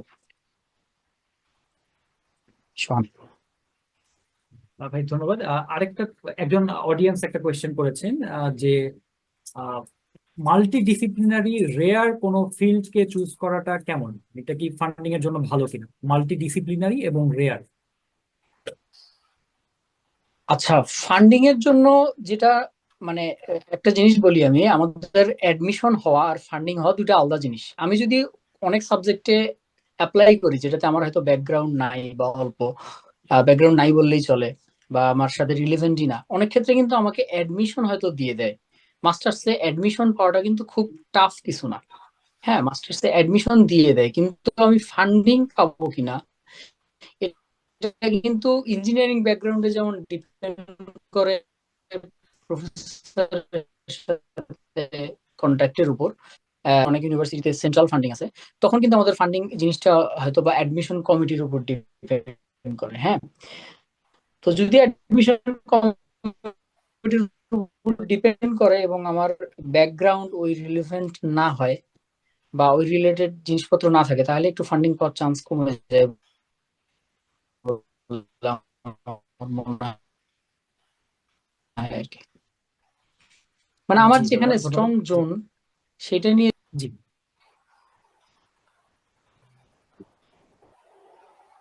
দাদা, আচ্ছা, আমার আমাকে কি কথা কি শোনা শোনা যাচ্ছে? যাচ্ছে? জি দাদা, শোনা যাচ্ছে। হ্যাঁ, শোনা যাচ্ছে কথা। হ্যালো, জি দাদা, আপনাকে শোনা হ্যাঁ, যাচ্ছে। শুনতে পাচ্ছি আমরা আপনাকে। আমার কথা কি শোনা যাচ্ছে সোহান? জি দাদা, আপনাকে শুনতে পাচ্ছি আমরা। আচ্ছা, আমার মানে আমার ফোনটা কোনো কারণে অফ হয়ে গেছে, বাট ভয়েস শোনা যাচ্ছে, জাস্ট ভিডিওটা অফ হয়ে গেছে, সরি ফর দ্যাট। জি জি, কোনো সমস্যা নেই, কোনো সমস্যা নেই। আচ্ছা, আরেকটা মনে হয় কোশ্চেন ছিল এখানে। জি জি, একটা কোয়েশ্চেন ছিল যে ইন্টার্নশিপ অথবা ওয়ার্ক এক্সপিরিয়েন্স হুম হুম। এমএসসির জন্য, এমএসসি তে অ্যাপ্লাই করার ক্ষেত্রে বা ফান্ডিং এর ক্ষেত্রে কি কোনো এক্সট্রা বেনিফিট দেয় কিনা? ওয়ার্ক ইন্টার্নশিপ অথবা ওয়ার্ক এক্সপিরিয়েন্স। আমাদের ইন্টার্নশিপ বা ওয়ার্ক এক্সপিরিয়েন্স, ফার্স্ট কথা আমাদের সিভি কে ডেভেলপ, এটা কিন্তু খুবই ক্রুশিয়াল একটা ইনফরমেশন। আমরা যখন আমাদের একাডেমিক সিভিটা বানাবো, যারা আমরা ফোর্থ ইয়ারে আসি বা গ্রাজুয়েট করছি, এরা সবাই অলরেডি হয়তো একাডেমিক সিভি বানানো শুরু করছি বা বানায় ফেলছি। তো একাডেমিক সিভি বানানো আর জবের সিভি বানানো কিন্তু আলাদা, কিন্তু এই বিষয়টা আজকে ডিসকাস করলাম না। আমাদের একাডেমিক সিভি কিন্তু অলরেডি একটু ডেভেলপড, কারণ আমার ওয়ার্ক এক্সপিরিয়েন্স আছে এবং আমার ইন্টার্নশিপের কোনো একটা এক্সপিরিয়েন্স আছে। কারণ আমার একটা প্রফেসর যখন আমার একটা সিভি দেখে, উনি তো আমার সম্পর্কে কিছুই জানে না, উনি যখন দেখে যে ও শুধু গ্রাজুয়েশন করছে এবং ডিরেক্ট অ্যাপ্লাই করছে, কোনো পাবলিকেশনও নাই, কিন্তু কারো যদি একটা ওয়ার্ক এক্সপিরিয়েন্স থাকে সেম প্রোফাইলে, অবশ্যই প্রিফারেবল। এবং যদি ইঞ্জিনিয়ারিং ব্যাকগ্রাউন্ডে থাকে তাহলে খুবই প্রিফার করে, কারণ মাস্টার্সে আমরা আসলে পিএইচডি রিলেটেড রিসার্চ করতে কিন্তু আসতেছি না। প্রফেসর চায় যে আমরা আসবো একটা প্রজেক্টে বা একটা বা দুইটা প্রজেক্টে কাজ করব। তো কারো যদি হ্যান্ডস অন এক্সপিরিয়েন্স থাকে বা ইঞ্জিনিয়ারিং ব্যাকগ্রাউন্ডে জব এক্সপিরিয়েন্স থাকে, প্রফেসররা আমার মনে হয় ওই জিনিসটাকে ভালোভাবে দেখে, এবং এটা ভালো। জি জি, ধন্যবাদ। দাদা, আরেকটা কোয়েশ্চেন হচ্ছে যে এমএসসি এর ক্ষেত্রে মিনিমাম কোনো সিজিপিএ রিকোয়ারমেন্ট আছে কিনা? মিনিমাম সিজিপিএ সব ভার্সিটির ইয়েতেই লেখা থাকে। এটা যখন আমরা এক্সেল শিট বানাবো অ্যাপ্লাইয়ের আগে, তখন কিন্তু আমি বলছি যে রিকোয়ারমেন্টে আমার কোন ভার্সিটির মিনিমাম রিকোয়ারমেন্ট কত, এটা লিখে রাখবো। নর্মালি হাই র্যাঙ্ক ইউনিভার্সিটি গুলো লিখে রাখে 3.5 বা এরকম কাইন্ড অফ কিছু, কিন্তু আমরা মাস্টার্স এর জন্য হাই র্যাঙ্কে আসলে অ্যাপ্লাই করাটাই বেশ, আমার প্রোফাইল যদি খুব বেশি ভালো না হয় তাহলে মাস্টার্স এর জন্য হাই র্যাঙ্কে অ্যাপ্লাই করাই উচিত না। এর নিচে মোটামুটি মিড র্যাঙ্ক থেকে লোয়ার মিড র্যাঙ্ক সব ম্যাক্সিমাম ইউনিভার্সিটি আমি দেখছি রিকোয়ারমেন্ট থাকে হলো 3। কি থাকে রিকোয়ারমেন্ট, বাট রিকোয়ারমেন্ট থাকলেই যে ওটা দিয়েই হয়ে যাবে এমন না, কারো যদি একটু বেটার থাকে সেটা অবশ্যই তার একসেপ্টেন্সে অনেক বেশি হেল্প করে। বাট এগেইন আমি বলবো যে সবচেয়ে বেশি ইম্পর্টেন্ট আসলে প্রফেসরকে কনভিন্স করা, যেহেতু আমাদের ফান্ডিংটা পুরোটাই প্রফেসরের থ্রোতে আসে, স্পেশালি মাস্টার্স এর কেসে। তো জি সিজিপি একটা ম্যাটার। আমি দাদা। এখানে একটা ছোট একটা পয়েন্ট যোগ করতে চাই আর কি, খুব দ্রুত অ্যাড করি আর কি। ওইটা হচ্ছে জি মানে প্লাবন যেটা বললেন যে প্রফেসরকে কনভিন্স করা, ওটা তো শেষের দিকে ইম্পর্টেন্ট ব্যাপার, কিন্তু প্রফেসরকে কনভিন্স করার জন্য তো আপনাকে আগে থেকে সিজিপিটা গুছিয়ে রাখতে হবে। মানে সেই জন্য আপনি 1 2 মানে first year, second year, third year, fourth year পুরোটাই সময় পাচ্ছেন। তো আমাদের আসলে চিন্তা ভাবনা গোয়িং ফিলোসফিক্যাল উল্টা দিক থেকে করা দরকার। মানে আমাদের আসলে চিন্তা করা দরকার যে আমি তো আসলে টার্গেট করে একটা সিজিপি অ্যাচিভ করি না, আমি চেষ্টা করব যেটা বেস্ট পসিবল। আমি ফার্স্ট ইয়ারে সিরিয়াস হয়ে, সেকেন্ড ইয়ারে সিরিয়াস হয়ে জিপিএ যত ভালো রাখতে পারি সেটা হচ্ছে ব্যাপার। কিন্তু ঠিক এটা ওইভাবে করে এরকম যেটা বললাম যে ইকুয়েশন নাই যে আমার ঠিক এত হইলেই হবে, কিন্তু অনেক জায়গায় 3-এর নিচে হলে আপনাকে ইউনিভার্সিটি কাট অফ করে বাদ দিয়ে দিবে। সো ওই ওই খাড়াতে না পড়ার চেষ্টা করতে হবে, যে অ্যাটলিস্ট ওই মার্কটা ক্রস করি। কারণ আপনি প্রফেসরের ভিউ পয়েন্ট থেকে চিন্তা করেন, সে দুইটা মানে স্টুডেন্টের ইয়ে পাইলো, এখন একজনের 3 পয়েন্ট নিচে আছে 2.95, একজন পাইছে 3.30। তো সে মনে করবে আচ্ছা ঠিক আছে, আমি, কারণ তার টাইম ভ্যালুয়েবল, তারও কিন্তু অত টাইম নাই, হ্যাঁ মানে সে ব্যস্ত। তো সে আপনি যদি প্রফেসর জায়গা হইতেন কার সাথে আগে কথা বলতেন?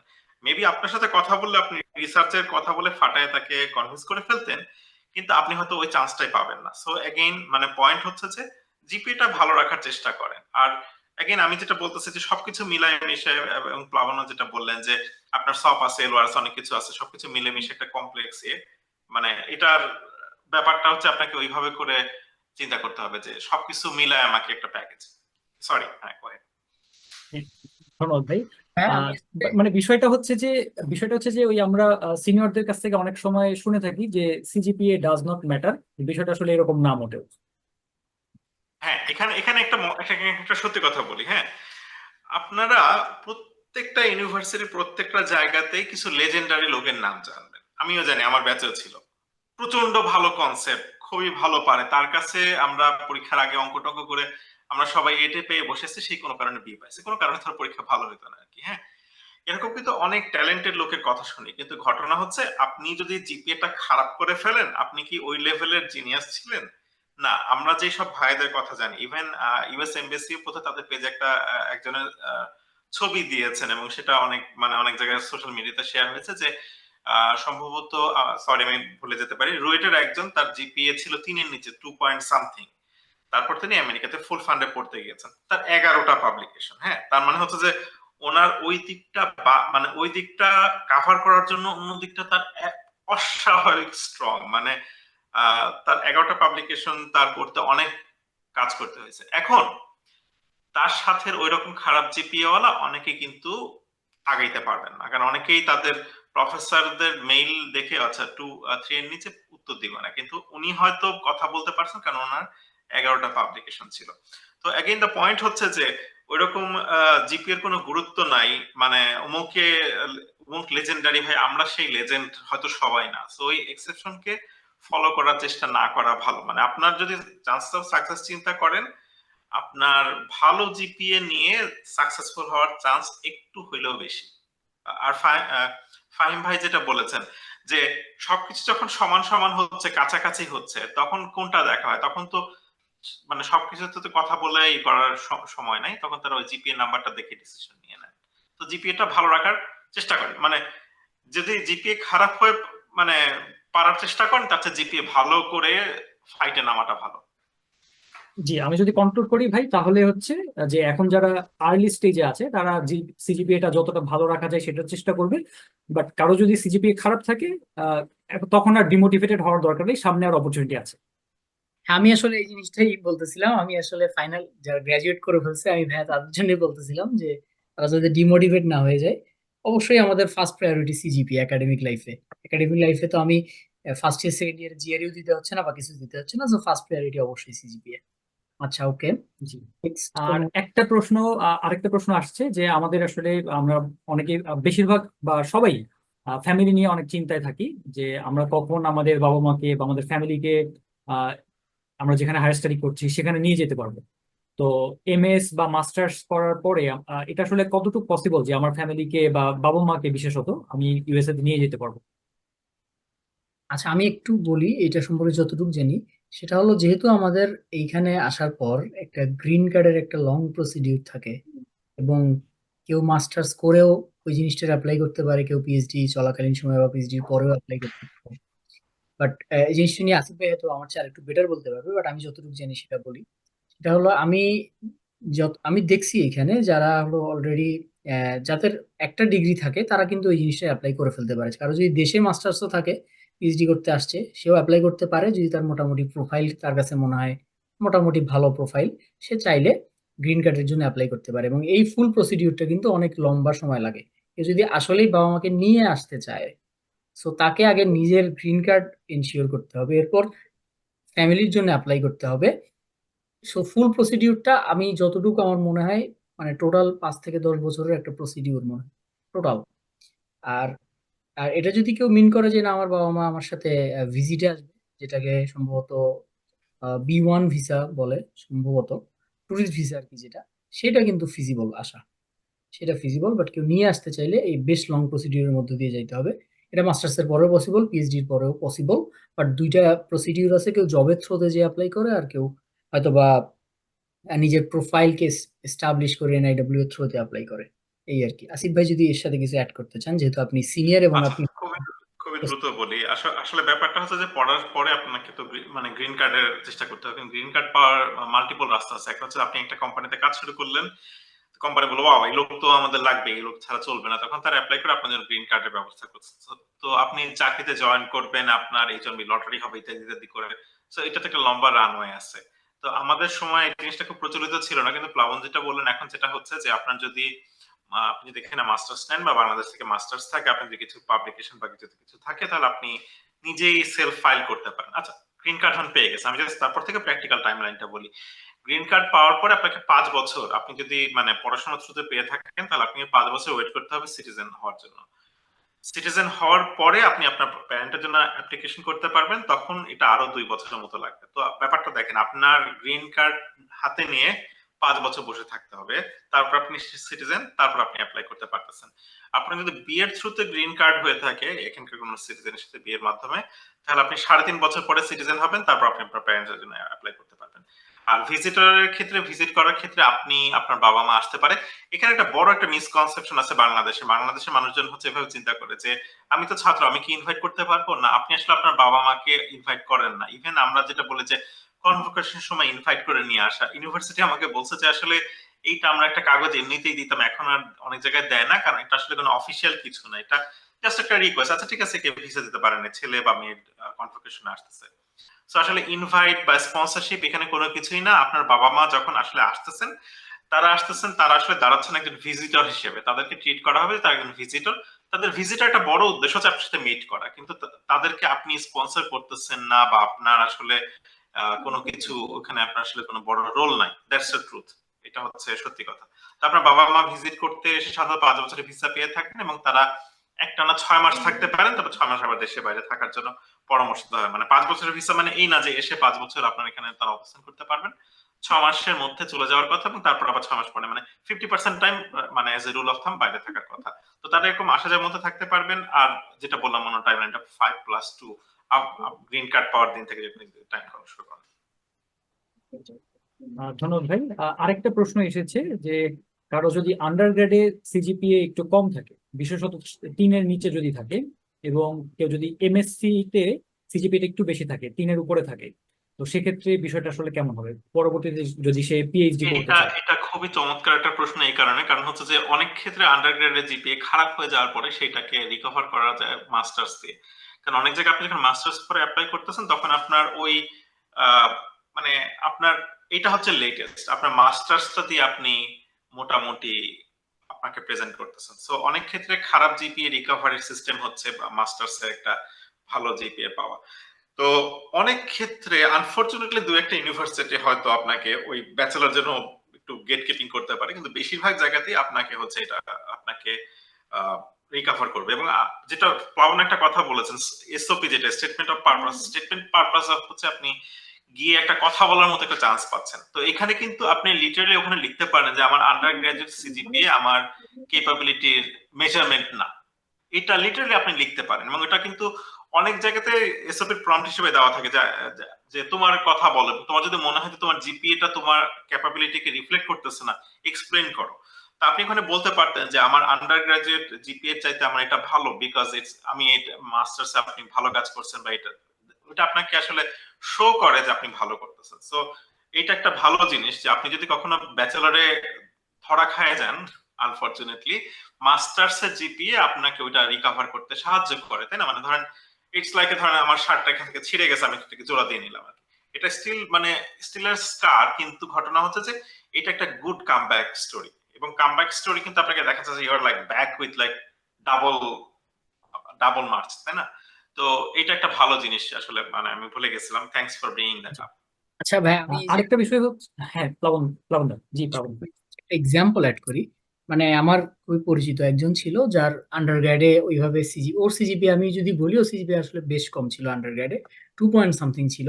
ও মাস্টার্স বুয়েটে করছে, এবং বুয়েটে ও মোটামুটি কনসিস্টেন্সি ধরে রেখেছে, এবং মোটামুটি 3.7 বা এরকম 8 কিছু একটা সিজিপি ও তুলছে, এবং কোনো পাবলিকেশনও ছিল না। কিন্তু এখনো এমএসইউ তে ফুল ফান্ডেড পিএইচডি করতে আসছে। এমএসইউ কিন্তু মোটামুটি ভালো র্যাঙ্ক ইউনিভার্সিটি। সো ওর ব্যাচেলারের সিজিপিএ ওকে মোটামুটি মানে ইফেক্ট করে নাই আসলে।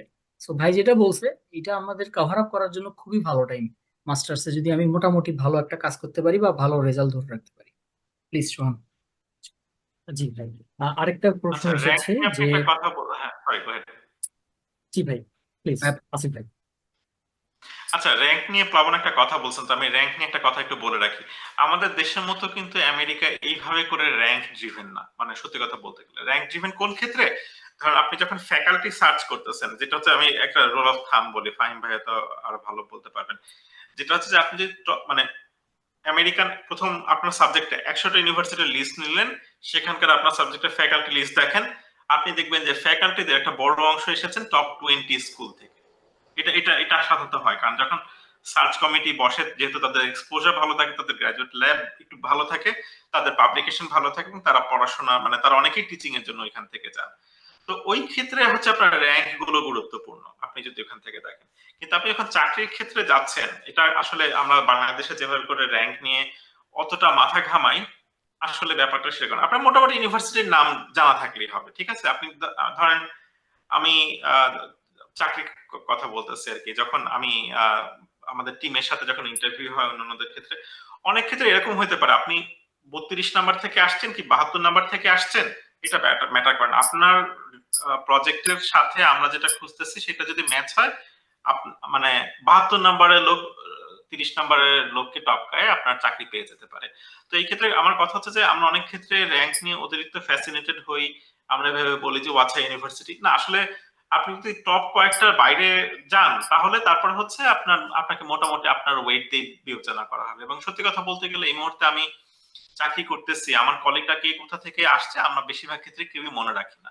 এবং অনেক ক্ষেত্রে এরকম হয়েছে যে আমরা খুব মানে সরি এটা মানে আমি ব্ল্যান্ডলি বলি, বয়স হয়েছে সরাসরি বলি, আমরা অনেক ক্ষেত্রে এভাবে দেখেছি যে কোন ইউনিভার্সিটিতে মানে মানুষ মনে করে আছে এরা পিএইচডি স্টুডেন্ট, এরা ভালো, এরা মাস্টার স্টুডেন্ট, কাইন্ডলি এরকম মানে ডিসক্রিমিনেট করবেন না মনের মধ্যে, ঠিক আছে? কারণ হচ্ছে সত্যি কথা বলতে গেলে পিএইচডি শুরু করে সবাই শেষ করতে পারে না, সবাই পারে না, এটা একটা পার্সেন্টেজ ছিল, মানুষজন পারে না। এবং আমি অনেক ক্ষেত্রে, আমি বলবো না যে আমি মহামানব, আমি অনেক ক্ষেত্রে ভাবছি হয়েছে 12টা বাচ্চা আমি চলে যাই।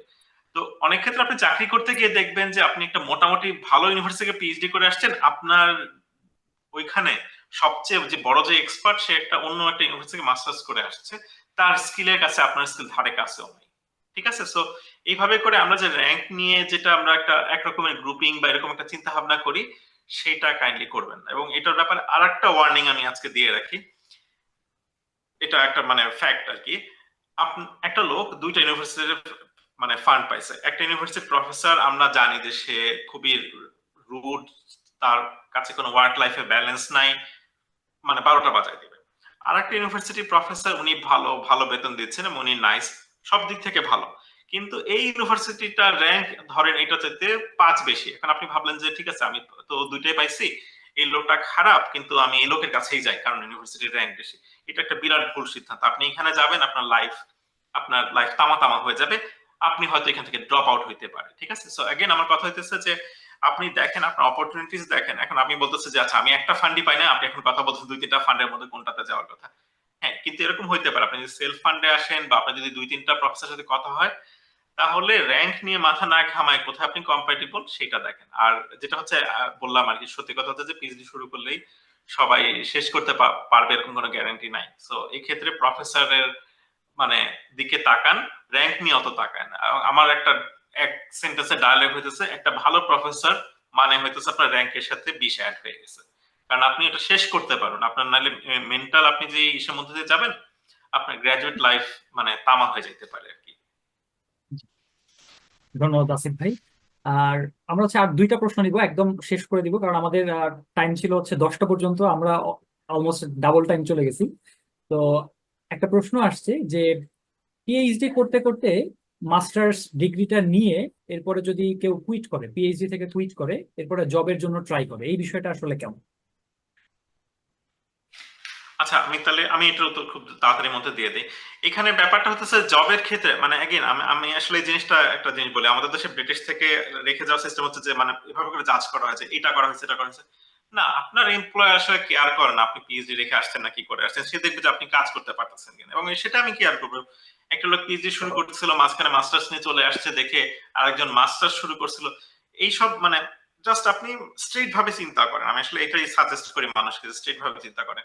এটা নিয়ে এমপ্লয়াররা চিন্তা করে না, কিন্তু আপনার এই এক্সিট স্ট্র্যাটেজিটা আপনার এক এক জায়গায় এক এক রকম হয়। যেমন আপনি সাধারণত মাস্টার্স শুরু করলে যেটা হচ্ছে আপনি একটা টাইমলাইন রেখে খুবই দ্রুত ওইদিকে আগাচ্ছেন, এটা একটু তাড়াতাড়ি শেষ হয়। কিন্তু আপনি যদি পিএইচডি করতে করতে কাজ না হয়, আপনি যদি ভাবেন যে মাস্টার্স নিয়ে বের হয়ে যাব, তাহলে হচ্ছে কি আপনি আসলে একটু টাইম খরচ করতে ফেলছেন।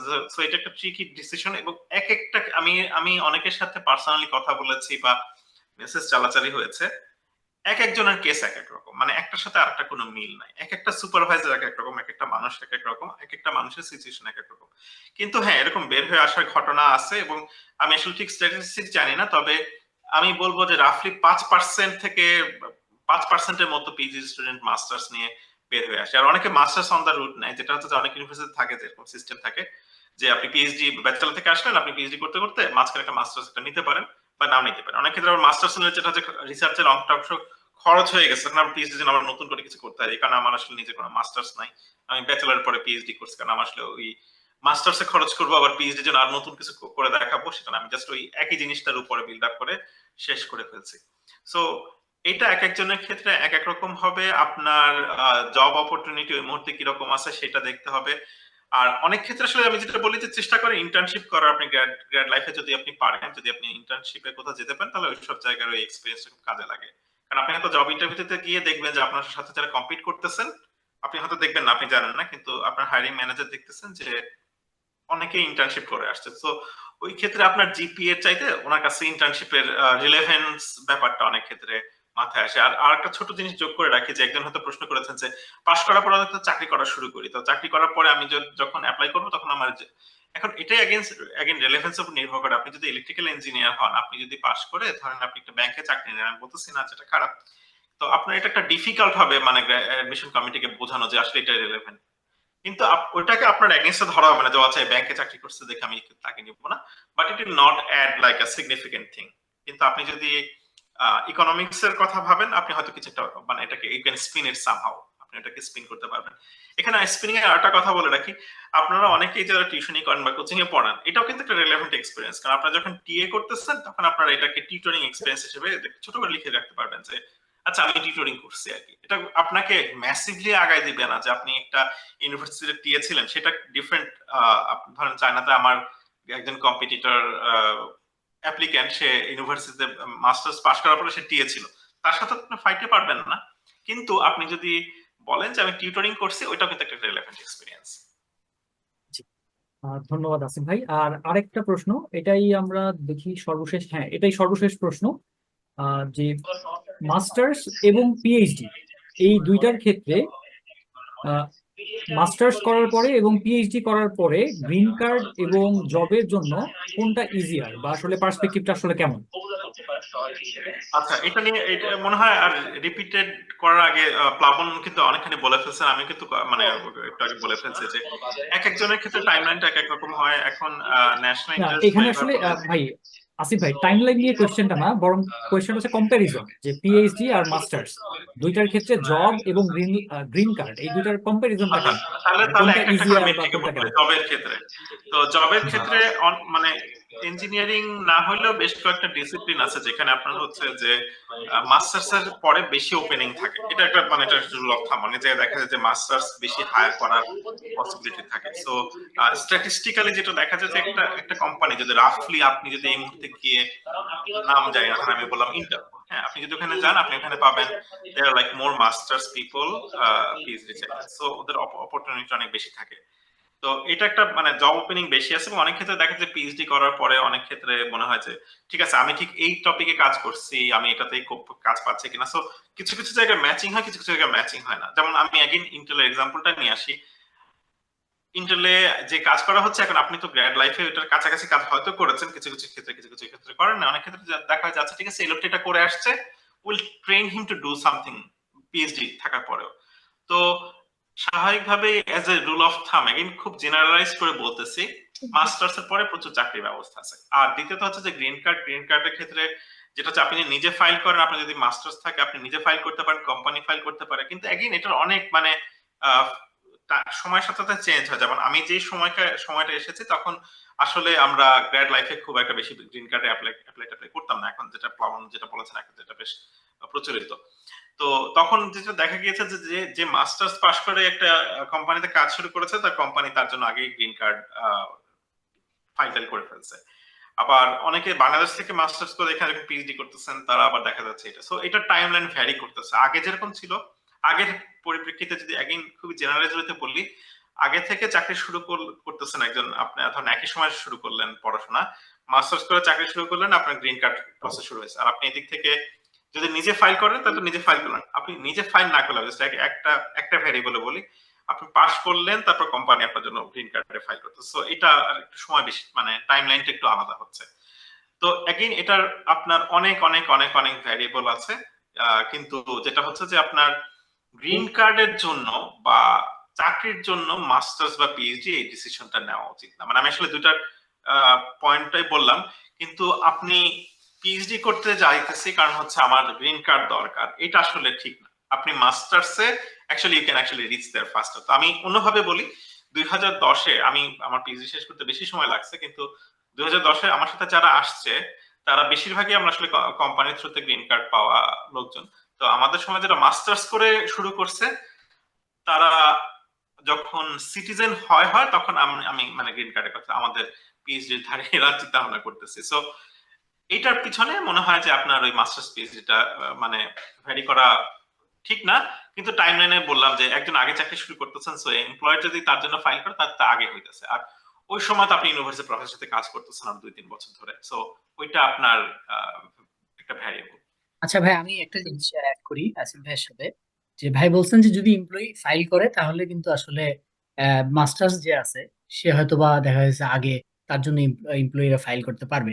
কিন্তু কেউ যদি আসলে সেলফ ফাইল করতে চায়, তাহলে কারো যদি মাস্টার্স করার পরেও তার যদি তার কাছে মনে হয় যে তার প্রোফাইল নিজে সেলফ ফাইল করার মতো, তাহলে কিন্তু সে মাস্টার্স করেও নিজে সেলফ ফাইল করতে পারে। এবং পিএইচডি চলাকালীন অবস্থায় আমি এখন অনেককে দেখতেছি যারা হয়তো পিএইচডি সেকেন্ড ইয়ারেই তার কাছে মনে হয়েছে যে না, আমার কিছু পাবলিকেশন হয়েছে 2-3টা, এবং আমার মনে হয়েছে যে আমি আমার প্রোফাইলটা মোটামুটি এখন ভালো, আমি অ্যাপ্লাই করলে হয়তো বা পসিবিলিটি আছে, তো তারা হয়তো তখনও অ্যাপ্লাই করে দিচ্ছে। সো আসলে এটা ডিপেন্ড করে না যে আমি মাস্টার্স করে অ্যাপ্লাই করবো না, মাস্টার্স করলে অ্যাপ্লাই করতেই পারবো না, জব করেই অ্যাপ্লাই করতে হবে, এরকম কিছু না। আমি এখন সেলফ অ্যাপ্লাই করার জন্য আমার যতটুকু মনে হয় বা আমি যতটুকু আশেপাশে দেখে ধারণা পাইছি, যখন আপনার মনে হবে আপনার প্রোফাইলটা মোটামুটি অ্যাপ্লাই করার মতো, কারণ আপনি আশেপাশ থেকে জানতে পারবেন, আপনি আপনার নিজের প্রোফাইল লয়ার ভ্যালুয়েট করাবেন, আপনি ইজি বুঝতে পারবেন যে আপনি কতটুকু আগায় আছেন এই প্রসেসটাতে, তাহলে আপনি অ্যাপ্লাই দিতে পারেন। হ্যাঁ, এই প্রসঙ্গে আমার কমেন্ট যেটা হইতেছে যে আসার পরে মানে অনেক কিছু আছে যে আপনাকে, মানে আমি যদি আপনাকে এখন গাড়ি চালানো যদি এখানে জুমে বসে শেখানোর চেষ্টা করি, ইট উইল নট ওয়ার্ক। অনেক ক্ষেত্রে ব্যাপারটা হচ্ছে যে মোটামুটি ইনফরমেশন নিয়ে আপনি আসেন এবং আশেপাশে কথা বলেন, শুধু বাংলাদেশি না, অন্যান্য সব দেশি গ্রাজুয়েট স্টুডেন্টদের সাথে কথা বলেন, আপনি জানতে পারবেন। সো অনেক ক্ষেত্রে ব্যাপারটা হচ্ছে আপনি যদি অনেক কিছু ফাইন টিউন করে লাইফকে এভাবে করে প্ল্যান করে আগানোর চেষ্টা করেন, that will be over planning, তাহলে আপনার মানে life will be like more complicated, আপনার মাথার সিপিইউ গরম হওয়া শুরু করবে। তার চেয়ে আমার পরামর্শ হচ্ছে যে হ্যাঁ, মোটামুটি যেটা পাইছেন আইডিয়া, এইটা নিয়ে গ্রিন মানে, কারণ আপনি তো গ্রিন কার্ডের ব্যাপার, কিন্তু আপনার মানে ভিশন থাকতে হবে, এরকম না যে আপনি একদম উদাসীন হয়ে থাকলেন তারপর জানতে পারলাম আচ্ছা গ্রিন কার্ড ফাইল করার সিস্টেম। আপনি মাঠে নামলেই জানতে পারবেন যে আসলে কি কি লাগে, কি কি করা উচিত। সো কিছুটা আইডিয়া নিয়ে শুরু করেন। আর যেটা হচ্ছে যে আপনার মোটামুটি প্রোফাইল হইলে পরে আপনি নিজেই ফাইল করতে পারেন। আমি আসলে মাস্টার্স এর পরে এমপ্লয়ের কথাটা বলছি কারণ আসলে, কারণ মাস্টার্স এর পরে মানুষজন পাস করে যাওয়ার পরে তারপর ততদিনে মানুষ চাকরি শুরু করে ফেলে। So employer is there to file. আর পিএইচডি ক্ষেত্রে দেখা যাচ্ছে ঠিক আছে, আমি তো প্রথম 2 বছর পরে আমি তো এখনো স্টুডেন্ট আছি, আমার জন্য কেউ এসে ফাইল করতেছে না। হ্যাঁ, মাস্টার্স এর পরেও নিজের ফাইল করতে কোনো বাধা নাই। এমপ্লয়ার যদি একটু ঝিমায় বা একটু দেরি করতে থাকে, মাস্টার্স এর পরে কেউ চাকরি শুরু করে অবশ্যই তারা ফাইল করতে পারেন আর কি। তো তার জন্য 2টা অপশন থাকে অনেক ক্ষেত্রে। আমি যেটা দেখেছি যে মাস্টার্স এর পরে চাকরি শুরু করলে এখন এমপ্লয়ারও ফাইল করতে পারে, আপনিও ফাইল করতে পারেন, আপনার ইচ্ছা। কিন্তু আপনি যদি পিএইচডি স্টুডেন্ট হন, ইউনিভার্সিটি আপনার জন্য ফাইল করবে না। তখন এটা হচ্ছে যে হ্যাঁ, আপনি যদি ভাবেন যে প্রোফাইল ভালো হয়ে গেছে, তাহলে আপনি নিজে ফাইল করতে পারবেন। তো এটা আপনার এন্ড গোল যদি হয়, আপনি ওইভাবে চিন্তা করে আস্তে আস্তে করে ব্যাকওয়ার্ডে কাজ করতে পারবেন। কিন্তু again things are kind of like not written in stone. এই যে প্রসেস গুলো, জিনিসগুলা, এগুলোর ব্যারিয়ার মানে বার গুলো, এগুলো চেঞ্জ হয় সময়ের সাথে। অনেক ধন্যবাদ ভাইয়া। আর আরেকটা প্রশ্ন, যদি আমরা শেষ করে ফেলেছিলাম, তারপর আরেকটা প্রশ্ন এসেছে, একদম ছোট করে আমরা এটা শেষ করে দিই। একজন প্রশ্ন করেছেন যে এমবাসিতে অনেক সময় ইউনিভার্সিটি র্যাঙ্ক নিয়ে প্রশ্ন করে, এক্ষেত্রে আসলে কি করণীয়? এটার আচ্ছা, এটা শর্টকাট উত্তর দেয়, বা র্যাঙ্ক নিয়ে আসলেও করে প্রশ্ন কিনা? করে আচ্ছা, তার র্যাঙ্ক নিয়ে প্রশ্ন করে না, তার সাথে প্রশ্ন করে আপনি এখানে যাইতে চাচ্ছেন কেন, মানে এটা একটা মানে একটা অনেকগুলো প্র্যাকটিক্যাল এক্সাম্পল আছে এরকম। আপনার বিপুল পরিমাণে আত্মীয় স্বজন ধরে নিচ্ছে যে তারা টেক্সাসে ডালাসে থাকেন বা আপনার নিউ ইয়র্কে থাকেন, এখন আপনি করলেন কি যে ওই সব জায়গার কোনো একটা জাস্ট নাম কস্ট একটা ইউনিভার্সিটি যাচ্ছেন, এখন আপনি বলতেছেন যে আপনার অনেক টাকা আছে, একই আমি কথাটা আগে বলে ফেলছি যে আপনার অনেক টাকা আছে, আপনি দেখাচ্ছেন, তাহলে আপনি কেন ভালো জায়গায় চেষ্টা করবেন না, আপনি ওই একই পরিমাণ টাকা দিয়ে নাকি আপনি ইজি রাস্তাটা চেষ্টা করছেন। এই জন্য এটা কিন্তু এরকম না যে তারা জানে না যে আপনি কেন, এই জন্য তারা জিজ্ঞেস করে হোয়াই দিস ইউনিভার্সিটি, অনেক ক্ষেত্রে কিন্তু এই প্রশ্নটা করে। এখন আপনি যদি নিজেই জানেন না যে আমি কেন ইউনিভার্সিটি যেতে, সেটা তো কোনো কথা হইলো না, তাই না? আবার যদি গদ বাঁধা বলেন যে this university is famous for research ইত্যাদি ইত্যাদি, না সেটা না, আপনার একটা জাস্ট আর্নেস্টলি একটা জেনুইন কারণ থাকতে হবে। এই জন্য বলি যে মোটামুটি ইউনিভার্সিটি সিলেকশনটা মোটামুটি গুরুত্বপূর্ণ এই কারণে যে এটা কাইন্ড অফ লাইক শোজ যে আপনি কতটুকু সিরিয়াস, আপনি কি পড়াশোনার জন্য যাচ্ছেন নাকি আপনি জাস্ট কোনোভাবে নিউ ইয়র্কে যেতে পারলে খুশি। সো আপনার এই ইন্টেনশনটা তারা একটু জাজ করার জন্য তারা এই র্যাঙ্ক সংক্রান্ত প্রশ্নটা করে, মানে এটার মানে এই না যে আপনাকে এমআইটি বা হার্ভার্ডে ভর্তি না হলে আপনাকে যেতে দিবেন। এবং এটা আমার অবজারভেশন হচ্ছে এটা আবার সময়ের সাথে সাথে চেঞ্জ হয়। গত বছর এক্স র্যাঙ্ক ইউনিভার্সিটিতে 5 জন গেছে, তার মানে যে এই বছর ওই এক্স র্যাঙ্ক ইউনিভার্সিটিতে 5 জন যেতে পারবে কোনো নিশ্চয়তা নাই। মানে এগুলা আমি যেটা বলেছি যে কাইন্ডলি পুরো জিনিসটাকে আপনার একটা ফিক্সড মাইন্ডসেট নিয়ে অ্যাপ্রোচ করবেন। আপনাকে এটা মনে রাখতে হবে যে থিংস উইল চেঞ্জ, আপনার এই জিনিসগুলা আপনার আপ ডাউন করবে, ভ্যারি করবে, লাইফ অনিশ্চিত, এটাই আপনাকে মানে that's the rule of the game আর কি, আমার কথা বলতে গেলে। সো আপনার যদি জেনুইনলি পড়াশোনা করার ইচ্ছা থাকে, মোটামুটি ভালো র্যাঙ্ক ইউনিভার্সিটির চেষ্টা করেন। আপনি যদি টাকা দিয়ে, কারণ এটা একটা ইনভেস্টমেন্ট ইন ইয়োরসেলফ, এটা মেক সেন্স করে না যে আপনি অনেকগুলো টাকা খরচ করতেছেন এবং যাইতেছেন আগডুম বাগডুম ইউনিভার্সিটি। আপনাকে এই জন্য ইউনিভার্সিটি নিয়ে প্রশ্ন করে। এবং এটা আসলে আরেকটা ফিল্টার, মানে সরি টু সে অনেক ক্ষেত্রে এরকম হয়েছে যে মানুষজনকে আরেকজন ইউনিভার্সিটি পিক করে দিচ্ছে, সবকিছু সে করছে, কেন এই ইউনিভার্সিটি যাচ্ছে তার মানে রিয়েল অনেস্ট আনসার মানুষের কাছে নাই। তো মুখস্থ আনসার দিলে দ্যাট শোজ যে আমি মুখস্থ বললাম দিস ইজ মানে এটা আমার প্রফেসর, এটা আপনি মানে বলার আগে ঝপ করে একটা কথা বলে দিলেন। তো সেইগুলো করার চাইতে আমার মনে হয় যে জাস্ট টেক ইউর টাইম। আর আমার শেষ কথা হচ্ছে জিনিসটা কোর্সের মতো, আপনি একদিনেই জিআরই শেষ করতে পারবেন না, আপনি একদিনেই পুরো প্রসেসটা শেষ করতে পারবে না, বা মানে খাস বাংলায় বললে যে এটা কেউ আপনাকে গুলায় খাওয়াই দিতে পারবে না। এটার জন্য আপনাকে নিজেকে সময় দিয়ে, মানে আপনি তো এত কিছু করতে করতে সময় পান, আপনি ইউটিউব দেখতে সময় পান, টিকটক দেখতে সময় পান, ফেসবুক করতে সময় পান, তাহলে আমার পরামর্শ হচ্ছে যে আপনি যদি সিরিয়াস হন তাহলে আপনার এটার পিছনে সময় দিতে হবে, আপনাকে একটা মোটামুটি গুছায় এটার প্রতি অ্যাপ্রোচ করতে হবে, তা নাহলে এটা এমনি এমনি আপনার কাছে কিন্তু আসবে না। বা আপনাকে যদি কেউ এটা গুছিয়ে দেয় তখন আপনি আবার গ্রাজুয়েট লাইফে গিয়ে সাফার করবেন, কারণ আপনাকে কিন্তু আপনার পড়াশোনা কেউ তো অন্য কেউ করে দিতে পারতেছে না এখানে। আপনি আপনাকে ওই জিনিসগুলাকে নিজের মানে আপনি যদি কোনো কিছু চান, দেয়ার ইজ এ পসিবিলিটি আপনি এটা পাবেন, কিন্তু আপনাকে সিনসিয়ারলি চাইতে হবে, আপনাকে মানে sincerity, that's my last word আসলে। ধন্যবাদ ভাই। প্লাবনদা, আর কোনো কিছু অ্যাড করার আছে কিনা, বা অন্য আমার কোনো বিষয়ে কোনো কিছু মিস করে গেছে কিনা, বা না, এরকম কিছু অ্যাড করার নাই। তবে আমার যেটা পার্সোনালি মনে হয়, সবাই আসলে অ্যাপ্লাই করার সময় আমরা অনেক কোশ্চেন ফেস করি যেগুলো খুবই স্পেসিফিক, যেগুলো আসলে এক সেশনে ভাইয়া যেটা বললো এভাবে আমরা শেষ করে দিতে পারি না। তো আমি আসলে আমরাও চেষ্টা করি, মানে আমরা আপনারা আমাদেরকে রিচ করেন, বা আমাদের গ্রুপে অনেক ভাই আপু আছে যারা আপনাদেরকে খুবই স্পেসিফিক গাইডলাইন দিতে পারবে এইসব ব্যাপারে। সো জাস্ট আপনি কাউকে রিচ করার ব্যাপারে হেজিটেট করার কোনো দরকার নেই। আরো হেজিটেট আমরা করি যখন অ্যাপ্লাই করতে যাই আমাদের যে কোনো কোশ্চেন, আমরা কিন্তু গ্র্যাজুয়েট কোঅর্ডিনেটর বলে একজন থাকে, সব ইউনিভার্সিটিতেই থাকে, তাকে আমরা আমাদের ইচ্ছা মতো মেল দিতে পারি। তার কাজই আমাদের মেইলে রিপ্লাই দেওয়া, কিন্তু আমরা অনেক সময় মেইল দিতেও হেজিটেট ফিল করি। তো ওই হেজিটেশন থেকে বের হয়ে আসতে হবে আমাদের অ্যাপ্লাই প্রসেস শুরু করার সময়। প্রফেসর মেইলিং এর ক্ষেত্রে হোক, বা আমরা গ্র্যাজুয়েট কোঅর্ডিনেটরকে রিচ করা হোক, এই সব ব্যাপারে আমরা আরেকটু নিজেকে ফ্রি করতে হবে, সবার কাছে রিচ করতে হবে, তাহলে আরো বেশি ইনফরমেশন গ্যাদার করতে পারবো, আরো বেশি অপরচুনিটি আমাদের জন্য ওপেন হবে বলে আমি মনে করি। এইটুকুই আসলে। আর এই প্লিজ কন্টিনিউ। জি, ধন্যবাদ ভাই। রশি আপু, আপনার কি আর কোনো কিছু অ্যাড করার আছে? আম, আচ্ছা, না আমার আপাতত আর কোনো কিছু অ্যাড করার নাই। আম, যে বিষয়গুলো হচ্ছে আমরা মূলত আলোচনা করতে চেয়েছিলাম, যেটা গ্রাজুয়েট স্টুডেন্টদের জন্য একটা হচ্ছে ব্রিজ হিসেবে আমরা কাজ করব, সেটার স্টার্টিংটা হচ্ছে আজকে ছিল আর কি। তো আমি যেটা বলবো সেটা হচ্ছে আমরা এরকম নিয়মিত হচ্ছে সেশন করব, যেখানে আজকে হয়তো বা আমরা একদম প্রিলিমিনারি আইডিয়াস গুলো নিয়ে হচ্ছে শেয়ার করেছি বা আলোচনা করেছি। ইন ফিউচার আমাদের এটার হচ্ছে রেকর্ডেড ভিডিও হলো যে আপনারা পরে দেখতে পাবেন। ইন ফিউচার আমরা যেটা করব সেটা হচ্ছে আমরা আরো স্পেসিফিক ফিল্ড নিয়ে আলোচনা করব, স্কিল ডেভেলপমেন্ট নিয়ে হচ্ছে অনেকে প্রশ্ন করছেন, সেগুলো নিয়ে আলোচনা করব। এবং আমরা ট্রাই করবো যে সাপোজ কেউ একজন চিন্তা করতেছে যে আমি একটা এই স্পেসিফিক ফিল্ডে হচ্ছে জবে ঢুকতে চাই, বা এ ধরনের অর্গানাইজেশনে হচ্ছে জবে ঢুকতে চাই, যেমন এটা হচ্ছে রিসেন্টলি অনেক হট টপিক যে আমি যদি ইন্টারন্যাশনাল অর্গানাইজেশনে জবে ঢুকতে চাই, ইন দ্যাট কেস আমি আমার প্রোফাইলটা কিভাবে সাজাবো। আমরা হয়তো বা খুব সুন হচ্ছে যে এটার উপরে একটা হচ্ছে সেশন নিব। আরেকটা জিনিস হচ্ছে যে কতগুলো ইন্টারন্যাশনাল ফান্ডিং আছে, যেমন ইরাসমাস আছে, এটা নিয়ে হলো যে অনেকের চিন্তা থাকে যে আমি এটার জন্য কিভাবে আমার প্রোফাইলটাকে সাজাবো। তো এটার উপরেও কিন্তু আমরা সেশন করব। সো দেখা যাক, আমাদের সেশন গুলো হচ্ছে চলতে থাকবে। এই যে কানেক্টিং আমাদের পিপল গুলোকে উইথ দ্য প্রপার সোর্স, সেটাই হলো যে আমাদের কাজ থাকবে আর কি। সো আশা করি মানে হচ্ছে সবার পার্টিসিপেশনের মাধ্যমে জিনিসগুলো ভালোভাবে চলবে আর কি।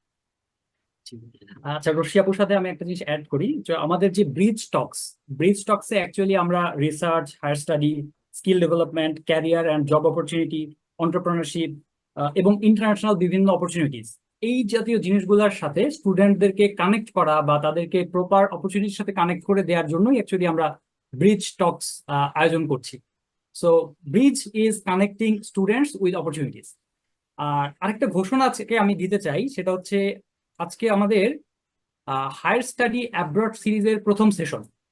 তো আমি একটা জিনিস দেখলাম যে মানে খুব সামনেই হচ্ছে ফল 25 সেশন আছে, তো অনেকেই ফল 25 এর জন্য অ্যাপ্লাই করবে। তো আজকে একটা ঘোষণা দিচ্ছি যে আমাদের পরবর্তী এই হায়ার স্টাডি সিরিজের পরবর্তী সেশনটা হবে ফল 25 এর জন্য স্টুডেন্টরা কিভাবে প্রিপারেশন নিবে সেটার কমপ্লিট একটা গাইডলাইন। সো আপনাদেরকে নেক্সট সেশনের জন্য ইনভাইট করছি আমরা। আর কিছু প্রশ্ন হয়তো আমরা অ্যাড্রেস করতে পারি নাই, তো যদি কারো এরকম প্রশ্ন থেকে থাকে, আমাদের যে মেইল অ্যাড্রেস থেকে আপনাদেরকে মেইল করা হয়েছিল সেই মেইল অ্যাড্রেসে কাইন্ডলি আপনারা প্রশ্নটা ফরওয়ার্ড করে দিবেন। আর ফাইনালি আসিফ ভাই আর প্লাবন দা, দুজনকে অনেক অনেক ধন্যবাদ আপনাদের ব্যস্ততার মধ্যে আমাদের জন্য সময় বের করার জন্য। আর আজকেই আসলে শেষ সেশন না, বরং আজকে আমাদের প্রথম সেশন। তো আমরা হচ্ছে আপনাদেরকে পরবর্তী সেশন গুলাতেও পাবো এই আশা করছি। আপনাদের ব্যস্ততার মধ্যে আমাদের টাইম দিবেন ইনশাল্লাহ। তো আপনাদেরকে অনেক ধন্যবাদ, আর যারা পার্টিসিপেন্ট আছেন তাদেরকেও অনেক ধন্যবাদ দিয়ে আজকে এই সেশনটা আমরা এখানে শেষ করছি।